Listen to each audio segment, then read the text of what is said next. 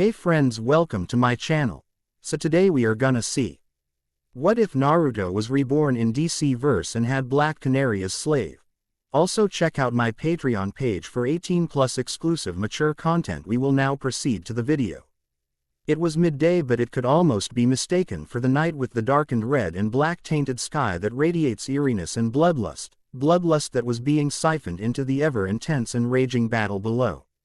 The earth shook violently and a large crevice sprung from the depths of the cracked rock as a large figure was hurled across, skidding across the cracked ground, clothing and skin torn off, and slammed violently into a large group of rocks with such force that they crumpled against the powerful force.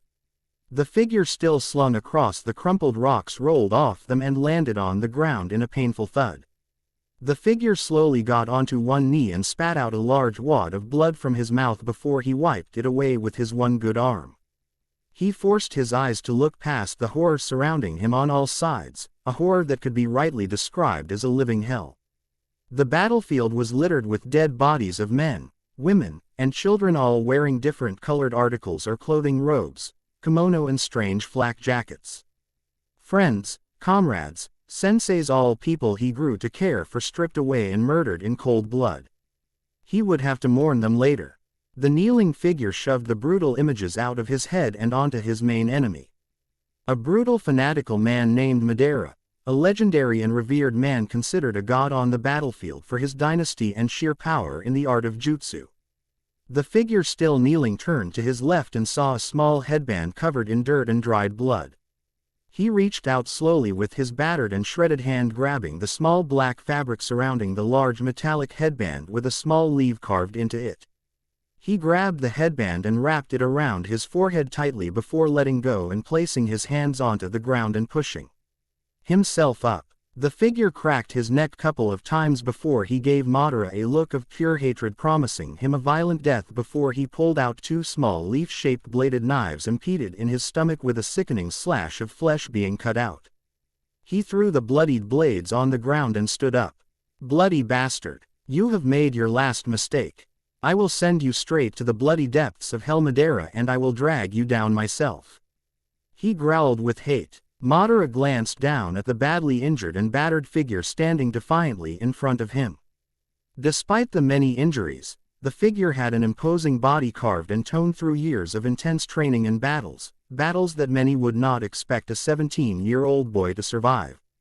The figure removed the shredded and torn undershirt off his body, revealing a chiseled six-pack with a large gash going diagonally across his lower left ribs and stopping at his hip. A small gash horizontally across the side of his hip from a tanto blade, and a burn mark above his right pectoral. There were also numerous other cuts and lacerations, each with a story to heighten the both combined peak human condition and aggressive look he was given. But Madara was unfazed and stood with his arms folded and a smug grin plastered on his face. The figure wiped away blood from his blonde spiky hair and its blue and newly given red and black eyes, staring menacingly at him. This man promising to give him a painful death and damnation. A threat he's heard from hundreds of shinobi, all crushed under his boot. He chuckled darkly. "A bold statement, Naruto. But I ask, what will be the point? I've won. The shinobi alliance is gone. Your friends and senseis rotting away in the ground. Once you bleed out, I'll complete the infinite Tsukuyomi with what reserves of chakra I didn't use against you or that damn Kag. But it's funny to hear you talk about dragging me to hell. Do you really want to go? Good people don't survive well down there." He smiled, clearly amused with himself. Naruto closed his eyes before opening them. The blue eye was changed into a darker orange color, with his pupil changing into a vertical cross of fox slits, but the black and red eye remained the same. The three whiskers on each cheek grew darker and thicker, forming the trigram. The blonde ninja spoke, but his voice was lower, more animalistic. "You fool, Madara. Even at the end, you underestimate me. If I'm cursed to damnation in exchange for taking your head and avenging my friends, I'll gladly make the sacrifice.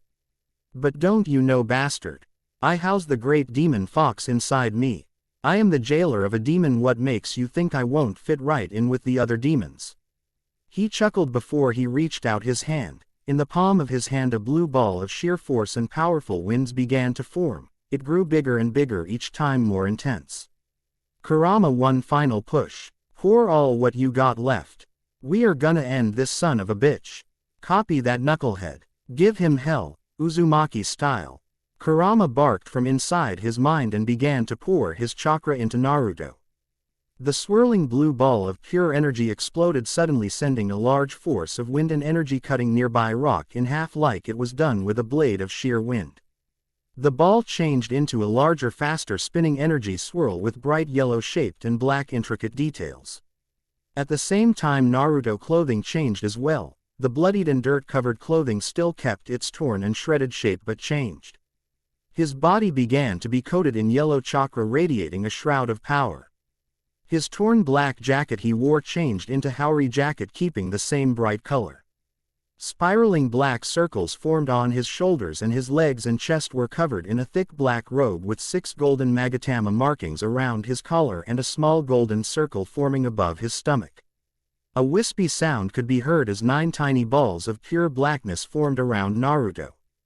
The legendary truth-seeking balls that could be said to turn a target into dust. Naruto's form was strangely different and not fully complete. His critical injuries were not healing or could not. What little strength Naruto had was being poured into his attack. The spinning ball had a deafening screech, and it released wave after wave of powerful wind like a mini tornado. Naruto, ball in hand, large black rod in his wounded arm, faced Madara once more. Let's go, Madara. We wouldn't want our new friends waiting. I'll enjoy seeing you in hell. As he finished his last word, he surged forward, rock and earth shattering behind the powerful aura of his cloak and speed. Madara let out a loud battle cry before he charged forward with inhuman speed, shattering rock and anything around him. He went through a rapid stream of hand signs, finishing the last one just milliseconds later. Sage Art. Storm Release Unholy Fury. A large sword of pure energy began to form in his hands, but it was no ordinary blade. It radiates a surge of pure blue and white energy and had a terrifying electric sound streaming through the blade. The two figures fighting the final battle charged at each other with sheer force. Naruto's Rasengan barreled forward with one of his truth-seeking balls also sent together with a devastating combination just as Madara brought down his blade of pure energy. The two attacks collided, combining both the power of a truth-seeking ball, Rasengan, and Madara's Sage Art into a destructive Salt. At first, nothing happened, but then a massive explosion that shook the earth and sent a massive shockwave that could be felt for miles away. Each figure gave a final cry of force but was dwarfed by the screeching powerful sound of lightning and light collide. Naruto saw Madara one final time seem to disintegrate under the light before one massive surge struck through his body, and the last thing he saw was Madara being torn apart by the light before everything went white. August 22, 2007. Tibet Mountains, China, Earth 16. 6:34 a.m. Central Standard Time. The Tibet Mountains were quiet, save for the mild cold biting wind that blew. It was still early morning and a glint of darkness was still in the sky. In the dusk, small star-shaped snowflakes began to make dance as if excited by the strange aura that it was drawing to before falling to the pale white snow. Through the deathly stillness, a bright white light seemed to suddenly open in a crack from the sky, and a small figure came descending down at deafening speeds. The force of the figure sent a whirring sound like a rocket taking off into space before it crashed into the earth hard. It sent a large surge of force that ripped apart rock and pine trees into pieces. The whirring and white noise ended just as quickly as it appeared, and it was deathly quiet once again. The deep silence that hid itself so well far from civilization and the wildlife that dared to venture this high up was once again interrupted. On the side of the mountain, a small flat of land covered in pine trees and surrounded by a small circular wall of ice almost hiding the land from prying eyes. On this small patch of snow stood a large snowbank. The air had a fresh smell of metal and death. If one would look closely, it would see a battered and damaged figure dressed in dark black and orange jacket, torn and shredded, leaving large holes to see the many life-threatening injuries that caused the figure to bleed profusely on the bank. The pale white snow seeped in pale red blood, and it seemed to morph into a star under the motionless figure. The figure lay flat on his stomach. not moving a muscle despite the chilling cold winds that tore at the shredded fabric of a pant leg. The figure seemed to lay like that for a long time until finally a small faint groan could barely be heard under the roaring icy breath of winds. The figure's face still turned to the side, slowly opened his eyes. His vision was blurry and he could barely make out what was in front of him, but he thought he strangely recognized Snow. The figure was aware he was bleeding all over the place and that he was slowly freezing to death. The blood in his veins felt like ice and his skin was starting to turn faint blue from frostbite. He could feel the agonizing pain in his body telling him to get up, to find help, to recover or he'd die very soon. But he didn't care. He laid there for a few minutes in peace. That bastard Madara, he's dead. This must be hell. Strange though, I thought it'd be more fiery chains and lava and less quite. Snow and fresh air. Wait, fresh air. He slowly brought his bleeding arms in front of him and placed his hands on the snow and tried to push himself up. After rising a few feet off the ground, his failing strength gave out and he hit the snow hard with a grunt. He lay still, watching with his clear vision now the falling snowflakes. It seemed too beautiful to be in the place he assumed he was in. He didn't know how much time had passed since he sat in the cold, but he begrudgingly set on the previous task and pushed himself onto his knees. He finally got a better glance of his surroundings and saw that he was on top of what looked like a mountain. Miles in front of him was pale snow stretching like an endless wasteland and snowflakes in all different shapes falling to the ground. He opened the palms of his hands a couple of times, trying to understand if he was dreaming or if this was real. He grabbed a handful of snow and saw that the receptors in his brain were telling him that it was cold. He let go before he glanced back up at the sky. He could just barely see the faint traces of blue light in the gray-white sky. Where the hell am I? Am I dead? More importantly, is this hell? The questions began to ponder in his mind, but something else suddenly took priority over everything else. He felt a sharp stabbing in his stomach and he found breathing to be hard. His lungs still sore and smoke-filled despite him being in the cold frozen mountainside. He suddenly lurched over and puked out a mix of blood, ash, dirt and the food he last ate almost a few days ago. He wiped his mouth before he sat back down on his knees. He scanned the horizon, trying to find some semblance of where he was. Well, I can safely say this isn't hell. But where am I? Did I survive that last attack against Madara?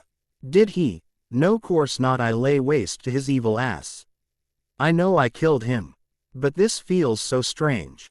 I know I'm not in Konoha. There's never any snow there.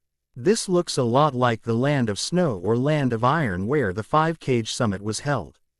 He noticed something brush against his exposed kneecap.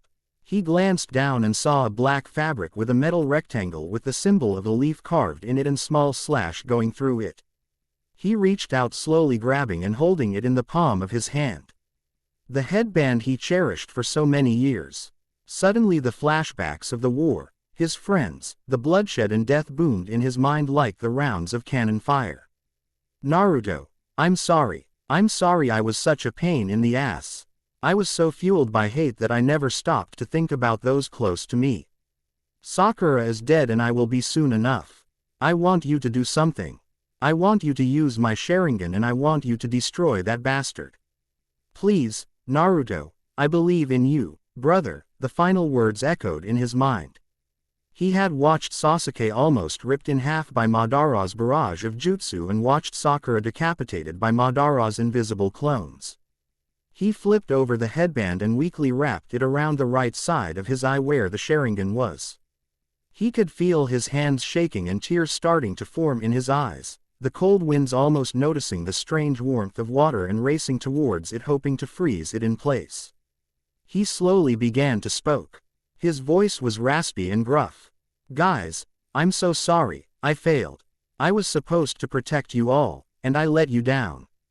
He punched the ground hard in anger, noticing fresh blood began to trickle down the already dried blood of his hands. Damn it, why did this happen? We were winning. Everything was going so well until Kaguya showed up and Madara surviving the betrayal. The village, my friends, they are all gone. He let out a cry filled with anger, pain, and sadness and slouched back in the cold. 15 minutes has gone by and Naruto still sat in his original position, self-pity, sadness and anger running through his veins. His muscles felt weak and numb. He was sure he received frostbite in a large percentage of his body. He didn't care. He was waiting for the embrace he wanted to die. It didn't feel right he was alive while everyone he knew and loved ripped from his arms. He noticed the many tears that he shed earlier were all dried up and that it seemed like his body couldn't produce any more. A sudden jerk and thrust of pain in his lower stomach region made him glance down and notice a kunai still sticking in the side of his ribs. He reached out and pulled it out with a strong tug. A sickening slash sound of flesh being torn echoed and he ignored the pain. He held the kunai. It was tempting him. Just one slash across his throat and it'd be over. He couldn't feel Kurama's chakra and he wonders if the demon fox had also left him. Naruto instinctively darted his head to the right when he heard the faint crunch of snow like it had been crushed under the weight of boots. His eyes still adjusting to the bright white blizzard sky that moments ago for him was a darkened sky and eerie blood red of the infinite Tsukuyomi. 7 figures had steeped in the small area of land he was in. They seemed strange to Naruto. 7 men dressed in dark black leather with padded metal platings painted black on their chest, arms and shins. Their faces were shrouded in black hoods. They looked a lot like shinobi but Naruto couldn't recognize the village they were from. Naruto was about to call out to them when he noticed they had weapons drawn to him. He narrowed his eyes and he clenched his teeth.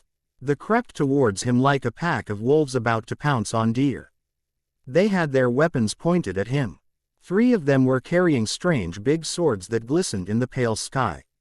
One of them carried a kusarigama, a deadly ninja tool that combined a chain and a sickle that could be deadly in close or long-range attacks. His heightened sage abilities could pick up the faint smell of some kind of plant that was grounded and turns into liquid form. No doubt a poison. The other 2 also carried swords strapped to their belts but they held strange long black tubular metal weapons in their hand and their fingers were rested above a small black trigger mechanism of some kind. 2 of the black-clad ninjas walked forward while the other 5 remained on high alert. The one in front walked a few paces ahead of the other one before he stood just a few feet away from the cautious Naruto. He spoke in a low intimidating voice almost like a growl but it's what he said that threw Naruto completely off guard. He couldn't understand a single word but he understood the meaning. They were asking him who he was. Naruto with the corner of his eyes noticed the other ninja had silently snuck up on all sides and that he was surrounded. He pointed to his headband. Even in whatever frozen hell this place was they would have heard of Naruto Namikaze Uzumaki, son of the 4th Hokage, Frog Sage, defeater of pain, Obito. He glanced back down at the snow. He felt lifeless. What was he supposed to do? Yes, Madara and Kagaya were now dead and what little of the human population was alive, but what was the point? Everyone he ever knew was dead. A few more crunches of snow and Naruto peeked to his right and saw the ninja crept closer and his sword pointed directly at Naruto. He spoke again in the foreign language. Bug off. I'm Naruto Uzumaki. I'm having the shittiest day of my life. So less you want to be put 6 feet under with that sword sticking in your ass, I suggest you leave. Naruto barked, hoping to scare them off. His patience was growing thin. The ninja glanced at his partner and Naruto could see confusion plastered in the only part of his face that was visible, his eyes. Suddenly a sickening feeling crept in the crevice of Naruto's mind. Could they not understand me? Even in the far corners of the land of iron, they all spoke the same language. This is beginning to be a really bad day. Single quote. He continued further. Look, guys, I don't know who you are. But please leave me alone, all right?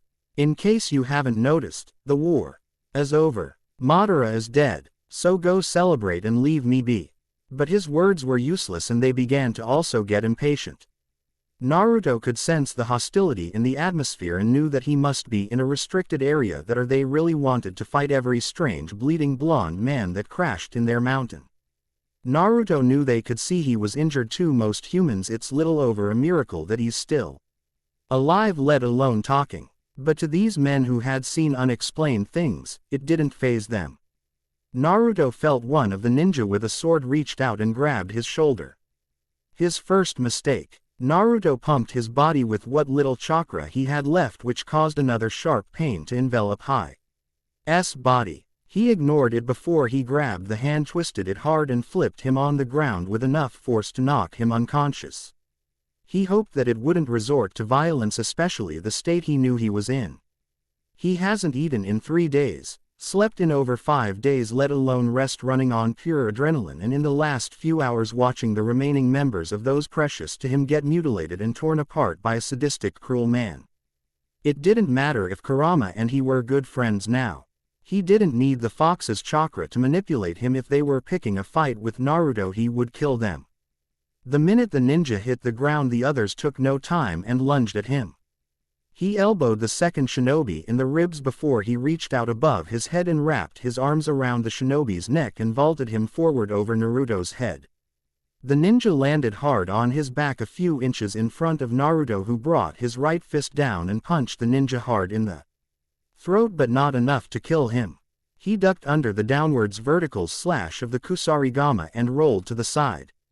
The sickle came flying at him again and he ducked under before he threw a handful of shuriken at the ninja. The ninja rolled to the left side, dodging them before he gave a wicked underhand horizontal slash. Naruto was still too weak to effectively move fast, and the blade of the sickle caught him in the side of his stomach. The blade pierced deep. Naruto groaned in pain and could feel new blood pouring out his wounds. He wondered how he had any blood left. He knew he couldn't survive another slash from the sickle, so he did something unorthodox. He grabbed the closest metal chains that were linked together and yanked hard with enough force to send the ninja vaulting towards him. His body spun 90 degrees before he stretched out his left arm and closed-lined the shinobi under the throat, knocking him out. With 3 of the mysterious attackers out cold, he moved on to the newest one, who rushed at him with a katana. He sidestepped under the well-trained arc strike of the attacker, who immediately switched tactics, rotated his body 180 degrees, spinning in the air. Before he brought the ball of his heels, intending to strike Naruto in the face. Naruto stretches both his arms in a cross stance, blocking the strike. He could feel the force of the kick and knew the attacker in front of him was very athletic and trained. A normal person would have had their wrist broken from the force of his kick. But to Naruto, it didn't even faze him. He knocked the katana out the man's hand with a lightning-fast strike of his first 3 fingers in the shape of a snake to the pressure point located in the man's padded wrist. Mixed with a bit of chakra, and the man howled in pain, dropping the blade. The man backflipped backward, intending to create some distance. He brought his hands in a strange stance. Naruto reflexes kicked in and he thought the man was going to make a jutsu. Instead, he threw a small pellet on the ground. And it exploded, sending a puff of smoke around Naruto. Naruto changed his stance, spread his feet shoulder length apart and one down to his side and the other closer to his face. He waited, listening. It was quiet for a few seconds until in the corner of his eye he noticed the flash of a black gloved hand striking out to meet his face. He blocked it with his forearm and the figure disappeared again. He waited patiently. The smoke flickered again, this time lower, and he jumped up in the air, dodging a kick aimed for his kneecap. He brought his left hand into a sign and caused a massive surge of wind chakra to dispel the smoke. Naruto lowered his eyes and noticed the figure's eyes widen momentarily in shock. He landed back on the ground before he launched a fury of taijutsu strikes. The man seemed to block a few here and there, but Naruto punches were coated with chakra and soon the man landed on his knees.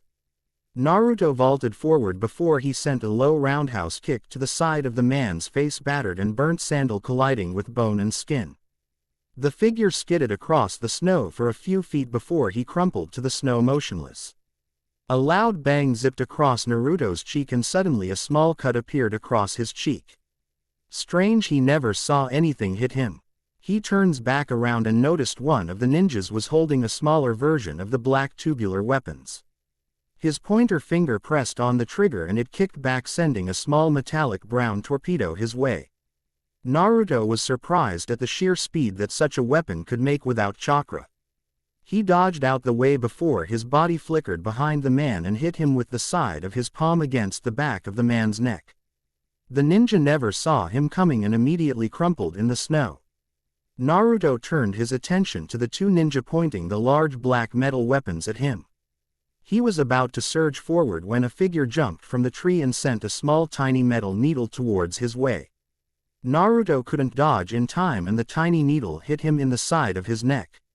Almost immediately he could feel the paralyzing effects as his body was trying to fight it off. Naruto collapses in the snow and his vision became blurry. A figure crouched near him. Naruto couldn't see the figure's face as his vision was blurry, but he could see the stranger has long black hair and that it was a woman. She removed a small black fabric he deduced as a scarf covering her mouth before she placed a soft hand on his face. His vision suddenly started to dim and he could barely hear the muffled voices of the three ninjas speaking. Suddenly his eyes battling to stay awake gave away and he succumbed to unconsciousness. The female ninja stood up and turns to face the closest ninja. Al-Shafar, call for my father. Raz al-Ghul would want to see this. She barked and the figure bowed. Yes, my lady Talia. As immediately disappeared to find this man. Talia turned her head around to see the sheer carnage a single bleeding man had caused to some of the best men she had trained. She inspected the figure a bit closer. She could see he was well built. He looked to be around 6 feet with an athletic tone built. She could see the broad shoulders, toned arms and legs, and chiseled abs. He was covered in a mix of fresh and dried blood and looked like he crawled in a vat of blood. His pants were torn up to his thighs and small holes and smoke covered it. His shirt jacket was also shredded apart. He had a small necklace of green gems and fang around his neck and a small leaf tattoo on his shoulder and orange grinning fox on his chest. But what most stood out was his face. She could see he was very young, around 17 years old or so. His face was covered in smoke, blood, and dirt. She could see a black headband covered his eye. She reached out to touch it when she noticed the large 3 whiskers adorning each side of his face. She stroked it gently. She's never seen whiskers on a man before. Finally, she stood up, grabbed her scarf and pulled it over her face before she ordered the last ninja to carry the blonde ninja. Those unconscious in the snow would have to be picked up later. Failure for losing against one bleeding man. How surprised that would be when they figured out whom they would bring to their fortress. Cold. It was the first thing and only thing that Naruto could think about. His first conscious thought, as his senses slowly returned to awareness, the cold icy touch he felt earlier. Being carried through the cold snow and the unbearable pain of frostbite that enveloped his body, was now replaced with a new warmth. With the return of warmth in his body and feeling, Naruto felt he was lying on something very soft and he was wrapped around in a very warm blanket and sheets.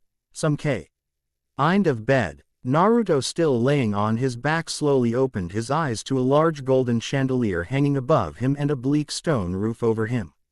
He placed his hand on the silk sheets and slowly pushed himself up. His strength was weak and he almost faltered once he was halfway. Recovering, he pushed himself up, allowing the blanket to slide of his naked chest. Naruto glanced down to see most of his chest was wrapped in bandages and he could feel a warm soothing healing ointment in the bandages. He also noticed his left upper shoulder and bicep was covered in a bandage as well. He reached to his face to the upper right portion and felt in relief the leaf headband was still fastened around his head, covering his eye. Seems his mysterious housewarming guest left his headband on. He grabbed the crimson blanket thrown on top of his silk sheets and threw it off. Sitting up, he noticed he was in some kind of guest room. Despite the unwelcome invitation he received earlier, this was a whole different story. The room was lit with candles, red and gold velvet draped on the windows. The wall was decorated with an assortment of knives and swords, each colorful and deadly. A large gray wolf skin hung on the side of the wall like a trophy. Naruto's eyes scanned the room, noticing the different expensive furniture before his eyes finally landed on the mahogany nightstand and, more importantly, the plate of food and glass of water. Naruto's stomach began to rumble. Without thinking, he grabbed the nearest item. A roll of bread and sunk his teeth into the warm, rich goodness. Although his lips and tongue still felt numb, he could taste this bread was fresh. He chowed down the bread in 3 bites before he moved onto the slab of beef sitting on the plate. He too grabbed it with animal fury and wolfed it down. It was not as tasty as the bread and was cold, but Naruto didn't care. It was the first meal he had in days. He didn't even check if there was poison or nothing in the food. With his food gone and his strength slowly returning back to him, he sat in the warm yet bleak and uninviting room. A light knock removed him from his comfort and he glanced to the big door that slowly creaked open. One of those same masked assailants from earlier walked through the door and stopped a few feet from his bed. She stood firm, regimental almost, with her hand resting on the sword strapped to her hip. She spoke in a low voice and Naruto was yet again struck with words that he could not understand. "This is becoming a really troublesome day," Naruto moaned mentally. The masked woman spoke again, this time slightly annoyed. She waited for his response only to see the cold, confused blue eyes staring back at her. She sighed before she motioned with one hand to follow. That was something Naruto understood. Naruto slowly climbed out of the bed. Thanks to Six Paths' power and his Uzumaki lineage, most of the non-serious wounds had already healed. He didn't know how long he was unconscious, but it must have been quite a while. She placed her hand out to stop him before she glanced at one of the chairs. Naruto followed her eyes to land on the chair and the black robe neatly folded on it. He realized besides his underwear and bandages he was basically naked. A slight reddening in his cheeks formed before he grabbed the robes and equipped them before he followed her out. Leaving his room, he was faced what looked like stone walls with torches lit on either end. His eyes followed a male who was walking to his left towards an unknown destination. They walked for a good few minutes down the hallway after hallway, carved stone wall with torches lining their way, and guard after guard either standing guard or running to some destination. All wearing the same black uniform carrying different weapons. Naruto made sure to memorize as much as he could about the ins and out of this mysterious vicinity he was in. His ninja training would forbid him otherwise. He was in unknown territory after all. He was led right through a massive hallway leading towards 2 massive stone doors with the carving of what looked like a demonic creature and strange symbols of a language he did not understand. He noticed the female warrior had already walked the hallway. His bare feet smacked against the cold stone floors as he tried to catch up to her. They stood at the large stone door and Naruto saw 5 male masked men standing guard. Their narrowed eyes watched him like a hawk as he stood behind the female warrior. She placed her hands on the doors and pushed them open. Naruto eyed the guards once before he stepped inside a massive-looking throne room with high ceilings and stone faces carved into the walls. His eyes glazed over the dozens of guards that stood now watching him with the equally predatory gaze from before. His eyes landed on the golden red carpet spanning the room leading to a stone throne on top of a raised platform. The throne was empty, but Naruto's eyes landed on the man who was standing a few feet beside it. Hands clasped behind his back, staring into the fire of the brazier deep in thought.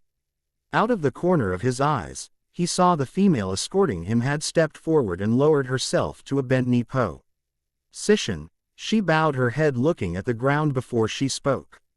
"My Lord Ross, the man you requested I brought." But to Naruto, she very well could have been speaking gibberish. The language sounded so strange to him.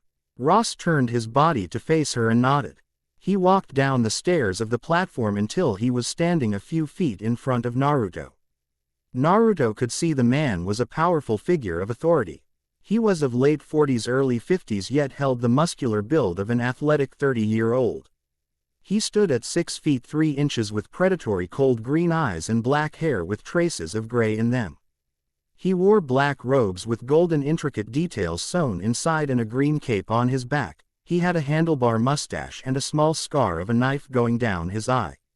He clasped his hands behind his back and spoke in a voice like a shadow, dark and low, a voice that automatically commanded respect. Naruto could only watch his mouth move, forming words he didn't understand. It had been a question Naruto could only awkwardly stand and stare at. A few moments later, before one of the masked men stepped forward and kicked at Naruto's knee, trying to force him to bend to a knee. He barked at Naruto, who stared back defiantly at him. The figure widened his eyes before he placed his hand on the sword sheathed at his hip, ready to strike the man who dared to not kneel at Ra's al Ghul, the demon head, and one of the most dangerous men in the world. Ross raised his hand and the figure removed his hand from his sword and bowed before he stepped back into his position. Naruto glanced back at the imposing man who had a calculating gaze. He spoke one more time and Naruto just stood still. The eyes of the man, false politeness changed into annoyance, and Naruto knew it was a shot in the dark, tried to do the only thing he could. He spoke in the only language he knew, hoping this man would understand him a little bit. Look, I don't understand what you are saying. The imposing man's eyes widened for a second, and so did most of the occupants in the room. He spoke a language that none of them understood. He glanced down at Naruto before he did something that shocked the blonde ninja. You speak a language I have not heard in over 550 years. An ancient form of Japanese. Naruto's eyes widened in shock. He could understand most of what he was saying. It sounded almost like his language but different. He mentally frowned at the words Japanese. What the hell is Japanese? He thought. It is interesting to meet the man who took out some of my top fighters. I am Ra's al Ghul, demon head and leader of the League of Shadows. Who are you? Ross regained his composure, slightly relieved this man could speak, even if it was a language he never expected. He had tried earlier in English and Mandarin and Japanese to the Asian-looking figure in front of him. Demon head. That doesn't sound too comforting. Naruto decided to give him a name he used while undercover during the early days of the war. After all, he had no idea where he was or if he could trust this person. My name's Miyamoto Toyohisa. Ra's left eyebrow raised slightly. It was an interesting name. He knew from the hair color this man wasn't a part of the legendary Miyamoto clan, especially since his vibrant bright yellow hair makes him an enigma. Look, I'm sorry to ask, but I have no idea who you are or where I am. Amnesia. Well, at least partial. He can still remember his name at least. Even as I said my name, a name the world knows and fears. He stands there like it means nothing. He's either a very well-trained spy or truly is amnesiac. Very well, to where you are in Nanda Parbat, the main fortress of the League of Shadows. Hoping those last words would make the man a bit frightened. He wasn't expecting the reaction. Naruto scratches his head and groaned mentally. Where the hell did Kami send me? None of these words had any meaning to him. I'm sorry, but I don't know what a Nanda Parbat is. Nor this League of Shadows. Ross decided to push further. Nanda Parbat is the place where you are in. Nanda Parbat, Tibet. Naruto shook his head. Sorry, but I have no idea what or where that is. Ross studies the man's poster. He was ice calm and none of the young man's movements suggest he was lying. Amnesia it is. That or some kind of alien. This does pique my interest. Very well, Mr. Miyamoto. Can you tell me why my men found you bleeding and almost unconscious near one of the training grounds? Quote. Naruto decided to give him the half-truth answer. The best lie was usually the ones with some truth in it. I was fighting someone, and when I defeated him I woke up here. And by fighting and defeat, you mean? Quote. Fighting to kill him, yes, Naruto answered honestly. Ra's al Ghul stroked his chin in thought. At first, when he heard Talia brought in an unconscious man that had beaten one of the best guard units he had, he first suspected this man was a spy sent to assassinate him. But when he heard he was bleeding and on the verge of death, he planned to interrogate this trespasser when he awoke. But when the medical reports came back and told him the boy had massive blood loss and many wounds decorating his body, he thought that chance would be a fallacy. Still, he allowed his medical league members to heal and operate on the man. He didn't expect the boy to survive when he read the report, but much to his amazement, after the first day, some of the boy's body healed with miraculous speed. Too fast for a human and even metahumans. He moved the boy to one of his guest rooms and waited patiently for the boy to awake. He was curious. Eventually, he began to draw theories that the man was a member of the League or a sidekick of Batman. But that notion was crushed when he heard to kill. They would never kill. Very well, we'll start with some more basic questions. Can you tell me where you are from? Naruto hesitated for a second, thinking carefully. While the war was over and Madara was dead, Konoha still had many enemies, and there's no telling what the state of the 5 nations is like right now. I am from the land of fire of the elemental nations. Quote. Ross' eyes were full of curiosity more than anything. If this man was a spy, he was spinning a very interesting and convincing lie. If it was lying, Ross would take great pleasure in torturing the real truth out of him. He had lived and visited Japan many times in many different centuries and never once heard of any of those places. And where exactly is that? Naruto gave Ross a quizzical look. At first, he thought the strange man was messing with him. How could you not know the land of fire? It was one of the 5 great nations. But a sickening feeling churned inside Naruto's stomach when he saw the man's blank face. I don't know. I've never been anywhere out further than the elemental nations. Alien sounds more and more like the verdict here. None of that sounds like anywhere on Earth. He pried on. There had to be more to the story. Very well, Miyamoto of the Land of Fire. I have one final question for now. Why were you fighting this person? What was your goal? Naruto behind him to see the doors open and 2 figures walk in.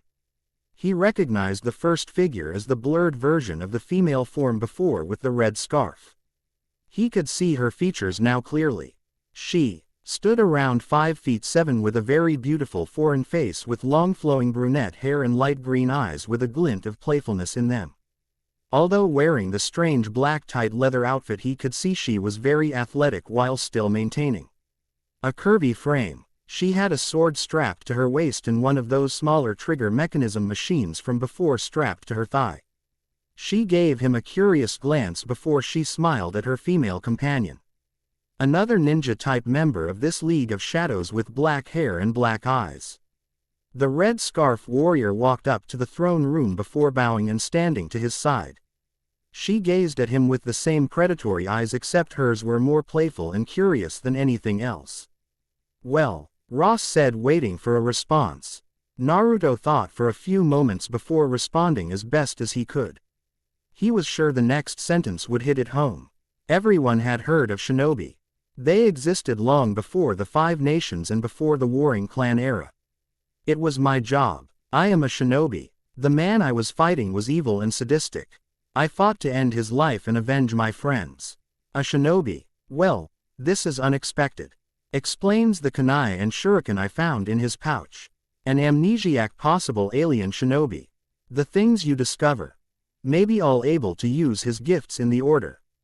Having Talia get close to him would help me to discover more of his secrets. He thought coldly. Exploitation and deceit was second nature to him. This is a strange set of information you have given me, Miyamoto. Alas, I must return to my duties, and I am sure you are very hungry and tired from your injuries. We can continue this tomorrow. I shall have a guard escort you back and some servants bring you food. I bid you a good day, he said, standing up before walking down the stairs. A light tap on the shoulder made Naruto turn around and saw one of the guards motioned him to follow. He nodded and followed the guard. Naruto rotated his head behind him to watch the brunette female talking with Ra's al Ghul. Despite being older than him, she was very beautiful. He turned his attention back to the escort, who was walking in perfect rhythmic sync. So what do you think, father? The girl watched the strange blonde man walk back to his room. Very intriguing indeed. He certainly doesn't act like a spy. Even if he was spinning lies, he would have tried to be reserved, not blurting everything out. Quote, you understood him, she said with a curious glance. Yes. His pronunciation was very foreign, but I understood what he was saying. A very old and rare form of Japanese I have not heard for 600 years. Quote, that old? He certainly looks and acts human. You don't believe? She let the question linger. Ross eyes his daughter calculatingly before he waves his hand as walk down the stairs, his daughter following the same. Don't be preposterous, Talia. No one else has the Lazarus pit. No, this is something else entirely. He reached the last step before he stopped and turned to Talia. I want you to find out everything you can about this man, family, friends, these mysterious elemental nations. I want a list of all active and dead Japanese clans in the last few hundred years. And I want you to get closer to him. Find out more about him. Father, I am to leave for the operation in South Korea in a week. Ross snapped his head to her and his eyes narrowed. Are you talking back to an order, Talia? She shook her head. No, father. I shall do as my liege commands. Good, he said with a satisfied grunt before leaving, a sighing Talia standing in the throne room. Naruto found himself even more confused than he had already been as he was being escorted back to his room. There was no conversation between the guest and escort. The guard opened the door for Naruto, allowing him to step in. She stopped in the door frame, bowed her head slightly before she closed the door, leaving Naruto alone in the room. Naruto knew he was extremely tired and his muscles ached in pain after the strain he had thrown on his body during the last few days of the Fourth Shinobi War. But this strange phenomenon he was thrown in was too intriguing not to delve deeper into. He sat on the bed and began to let his impatient mind think and formulate some semblance of understanding to where he was. He closed his eyes and tried to feel for Kurama, but to no avail. He felt nothing. This began to worry him. While his relationship with the fox got off on a rocky start, he had eventually grown close with him and considered him a friend. He would have to structure an explanation on his own. Where to begin on this shitstorm? He rubbed his eyes as he began to think.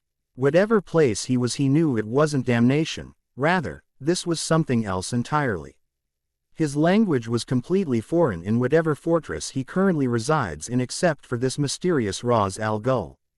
Naruto still didn't know what he thought of the man.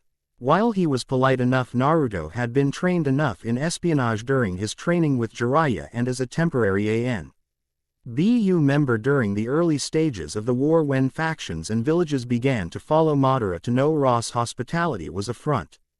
The man was a warrior and a powerful leader. This League of Shadows must be some kind of military organization. But something else didn't stick right with the man. He didn't even flinch when Naruto told him his reasoning for his injuries. For now, he would play the grateful guest. Next was where he was.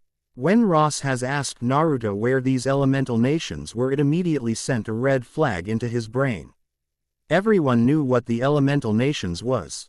Clearly, this was a different form of Earth was from, but the question pondered in his mind. If he was from a different Earth, how did he arrive and why?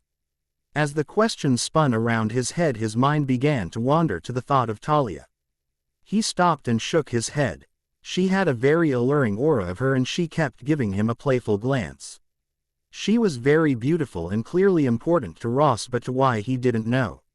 He shook the thoughts out of his head and focused on the more important things. A knock on the door, and the same guard walked in carrying a plate of food. It seemed to be a soup of which his nose picked up like chicken, and another roll of bread and a glass of water. She placed it on his nightstand and bowed before closing the door. Naruto walked over and plopped on the soft bed. This time he made the decision to inspect the food for any poison or nefarious motives. Satisfied with the inspection, he wolfed down the soup and bread before drinking his water and getting back into the bed. He removed his headband from around his eye and placed one hand behind his head, leaning into it as he lay and stared at the headband with a sad smile. After a few moments, the fatigue finally took him and he retreated into the dreamscape.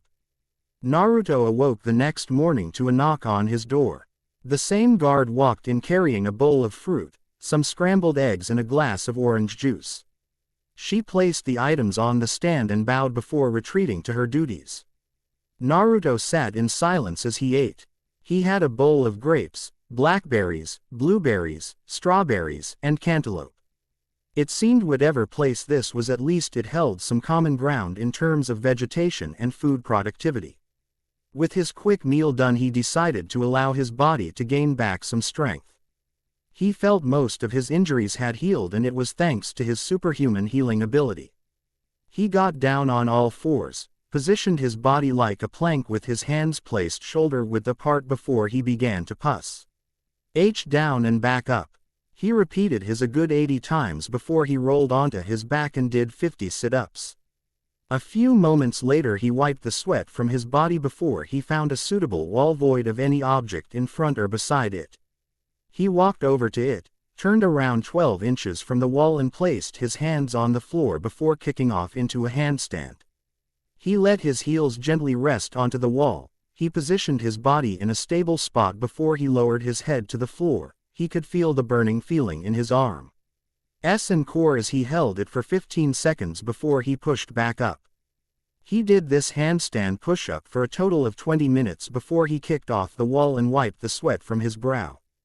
A knock on his door caught his attention before he saw it open and the same female guard from before walk in. She nodded a greeting before she motioned him to follow her. He got back in his same black robes before he followed her out of the room. This time, however, he would be led into a different part of the fortress than the throne room he was in before. Instead, Naruto entered through 2 massive wooden doors guarded again by a dozen of these League of Shadow members before going through a long hallway and down a flight of stone stairs. After passing a few corridors, Naruto's eyes landed on 2 massive stone doors that had been pushed open to reveal a large arena of some kind. As he entered with his escort, his eyes landed on the underground arena that has been built as a training arena for these shadowy warriors. It was massive, rectangular-like arena boxed in and surrounded by stone and metal walls. Machines of all kinds decorated the sides and the walls were decorated with the design of a golden dragon spanning the massive walls. The middle of the arena Naruto could see was about 100 or so League of Shadow warriors doing katas following a singular man in the front. A light tap on his shoulder and Naruto turned to see his guard motioned him to follow. Naruto did as he was told and followed the guard. He passed member after member of these shadowy ninjas, each doing a variety of training.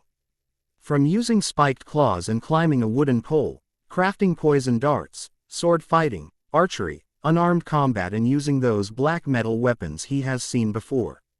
He went up the staircase leading to the 2nd floor. The floor was simple enough, with its cold stone floor and walls on each side decorated in the same golden dragon design from before. His eyes landed on a figure currently leaning on the railings watching the training unfold. He recognized the figure instantly as Ra's al Ghul. The figure noticed the new presence and turned his predatory eyes to look at Naruto. Naruto flashed him a nod of respect which only seemed to amuse Ross more. Even after everything he learned, he still stands strong in the face of superior authority. He's a strong one. Good day, Miyamoto. Trust you slept well. Naruto gave a nod. As best as I could. Your injuries also seem to be improving at amazing rates. You have some incredible vitality. In no more than 3 days he sustained injuries which would have killed any man within a day easily and recovered enough that he's able to freely move around and not take out a handful of well-trained ninja in his bloodied state. He's either inhumanly tough or Superman healing abilities. Intriguing. No thanks to your hospitality. Ross smiled without emotion before he motioned Naruto over to the railings. Naruto made his way over and stood watching the training from below. His eyes landed on a shirtless man with his arms wrapped in bandages standing on thin wooden poles raised above the floor. There were a dozen or so poles structured in a circle. On each side of the circle was a wooden platform where a League member stood with a wooden stick. Naruto watched with curiosity as the shirtless man raced across the poles, blocking and dodging the strikes from the guys on either end. Naruto deduced it was a test of agility and strength. What is this place? Naruto asked. Ross' eyes never faltered from the current view as he spoke. This place is where we train members from all walks of the earth regardless of sex, ethnicity, age or religion and train them in the order where they gain a new purpose and understanding of life. Many of them are like you. Naruto eyed Ross before he scoffed. I doubt it, but on the contrary, many of them suffered at the hands of injustice and seek vengeance. Just as I did once. In that like I am like you. Naruto eyed him further, waiting for an explanation. Ross sighed tiredly before he gazed off into the distance. I saw it in you, in your eyes when I first laid on them. You've suffered a hell few men will know. Unimaginable loss. That impossible anger strangling the grief. Until the memories of your loved ones as poison in your veins. He then glanced down and Naruto could see sadness and hatred in his eyes. He spoke further. Then one day you'll catch yourself wishing the person you loved had never existed so you'd be spared the pain. Naruto glanced back down at the training again. Is that why you made this League of Shadows? Quote. Ross flashed a quick glance at him before he leaned off the railings. I wasn't always here in the mountains. Once I had a wife, my great love. She was taken from me. Like I'm sure you understand, I was forced to learn there are those without decency, that must be fought without hesitation, without pity. Naruto nodded in understanding. He agreed to some extent. Naruto's ideals would never change. He would always hold on to Jiraiya's teachings. To break the cycle of hatred, but something else changed in Naruto. When the war ravaged on and he saw true horror, he understood something. There needs to be a balance of when to save a life and when to take one for the good of others. His ideals sounded good, but with Naruto's cynicism, he knew it sounded almost too good to be true. Ross was hiding something. He just didn't know what yet. Naruto was about to reply when he heard the yelling of a man from down below. His eyes landed on a middle-aged man of Asian descent trapped in a wooden cage being carried by 2 League members to some destination. Naruto turned to Ross. Who is that? Ross stopped and turned around, his predatory eyes gazing over to the man yelling in the cave being carted off. He was a farmer. Then he tried to take his neighbor's land and became a murderer. Now he is a prisoner. Naruto has a feeling in his gut what would happen to him, but he had to ask. What will happen to him? Ross turned back around and walked over to the throne room that was placed down here. Justice. Crime cannot be tolerated. Criminals thrive on the indulgence of society's understanding. Naruto didn't press further. He knew there was no point. Ross seems to detect his thoughts and gave his emotional smile again. But enough about me and the farmer. What about you? What about me? Well, you being found unconscious and bleeding out was not by choice. You said you defeated this man who had done you wrong. What will you do now? Quote. Naruto thought for a moment. It was a good question. He was sure Madara was dead, and the same with Kagaya, along with everyone he ever cared about. He was sure what remained of the villages would band together and rebuild, such as the case after a calamity. But where did that lead him? I don't know really. I don't even know much about where I am or what any of this is. Ross strokes his beard in thought for a few seconds. It was a ploy really. He already knew the answer. He wanted this Miyamoto to join the League. The question was, how would he make him? I may have an answer to that. A little trade, if you will. Naruto gave him a quizzical look. Trade? What do you mean? Quote. Ross smiled for the first time with emotion, like he was pleased with himself. Every member here is dedicated to the League of Shadows. Sworn to carry out the duties. I will allow you to stay here, regain your bearings, gain your strength. My daughter Talia will help you to overcome this language problem. Teach you the most common tongue, English. Once you are versed enough, I will allow you to use the library. If you have amnesia, then maybe these texts will help jog your memory. Quote. What do I trade in return? Naruto knew this wasn't out of the goodness in his heart. Your service. We could use someone like you in the organization. Naruto raised his eyebrows in surprise. Me? But you know nothing about me. Why would you want me in your organization? Quote. The past is irrelevant. What matters is what you do in the future. What say you? Naruto thought for a moment. Thanks, but I don't join just anything I have no knowledge about. No offense. He's playing it tactically. He's very smart. All the more reason to get him here. Before you rush to that conclusion, a counter offer then. I shall keep my end the same, and in exchange, you become an off-the-books unofficial member. Let you stay here as my guest. And if you don't like it, you may leave. Naruto's mastery over sage training and fuinjutsu made him have an uncanny level of reading others' emotions and intentions. He could feel the ulterior motive behind his well-crafted and mastered facade. He was much older than he looked. But Naruto needed to understand where he was. He would take the bait for now. And if it turns out he isn't what he says he is, He'll leave. After all, no one could tame the brass hyperactive knucklehead ninja. Deal. Ross smiles, clearly joyed with his presumed victory. Splendid. I have to get back to my duties and I'm sure you are very hungry.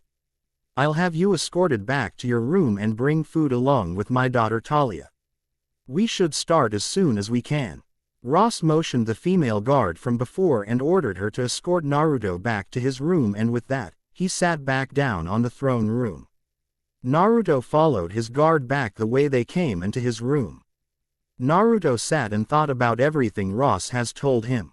He had finished his breakfast, Lieutenant Bacon and eggs that had been brought earlier, and was now deep in thought.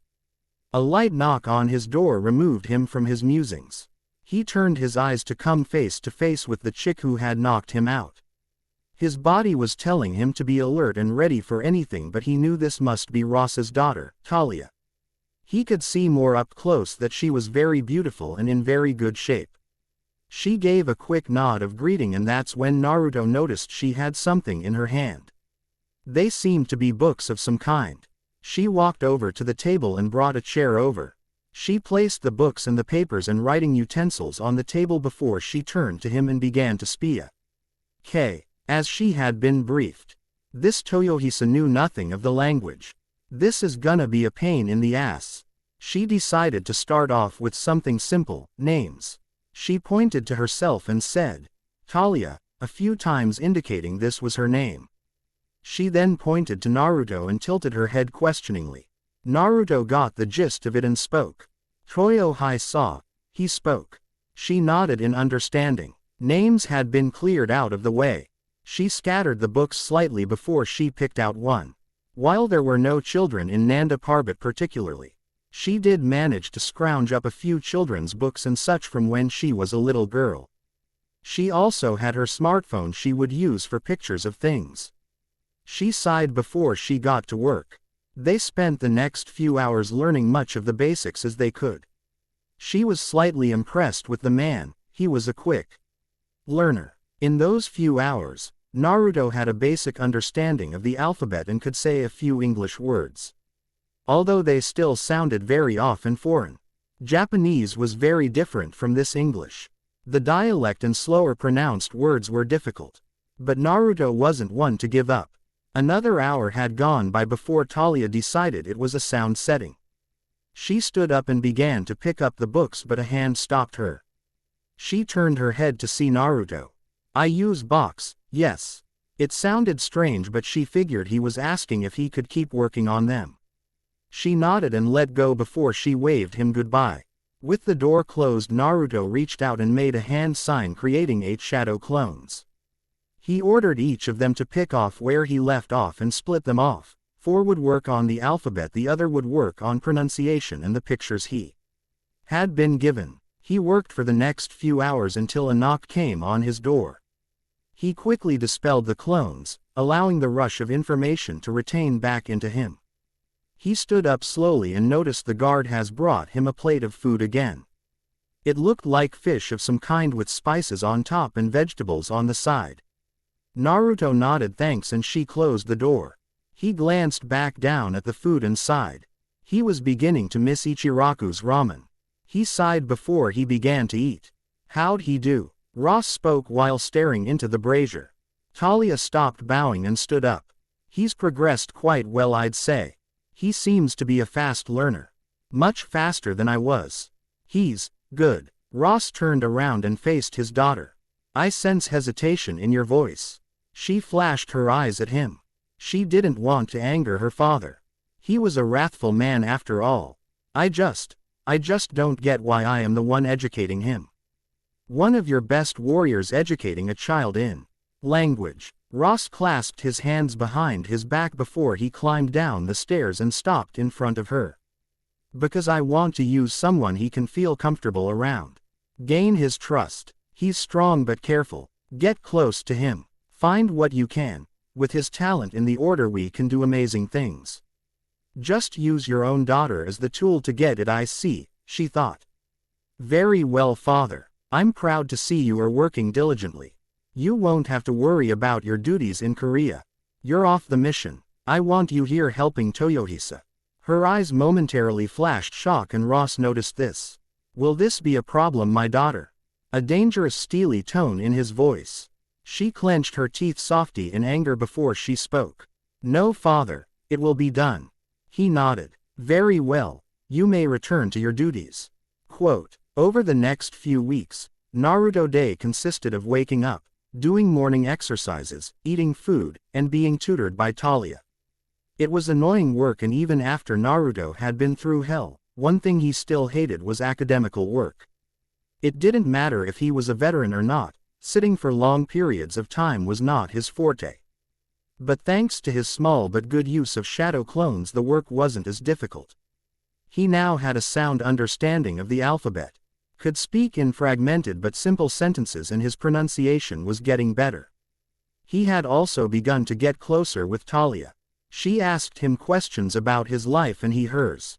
While she could see talking about his life was painful for him, she would often laugh at his simple stories about Sensei Kakashi, the one-eyed ninja who read perverted books and was always carefree and aloof.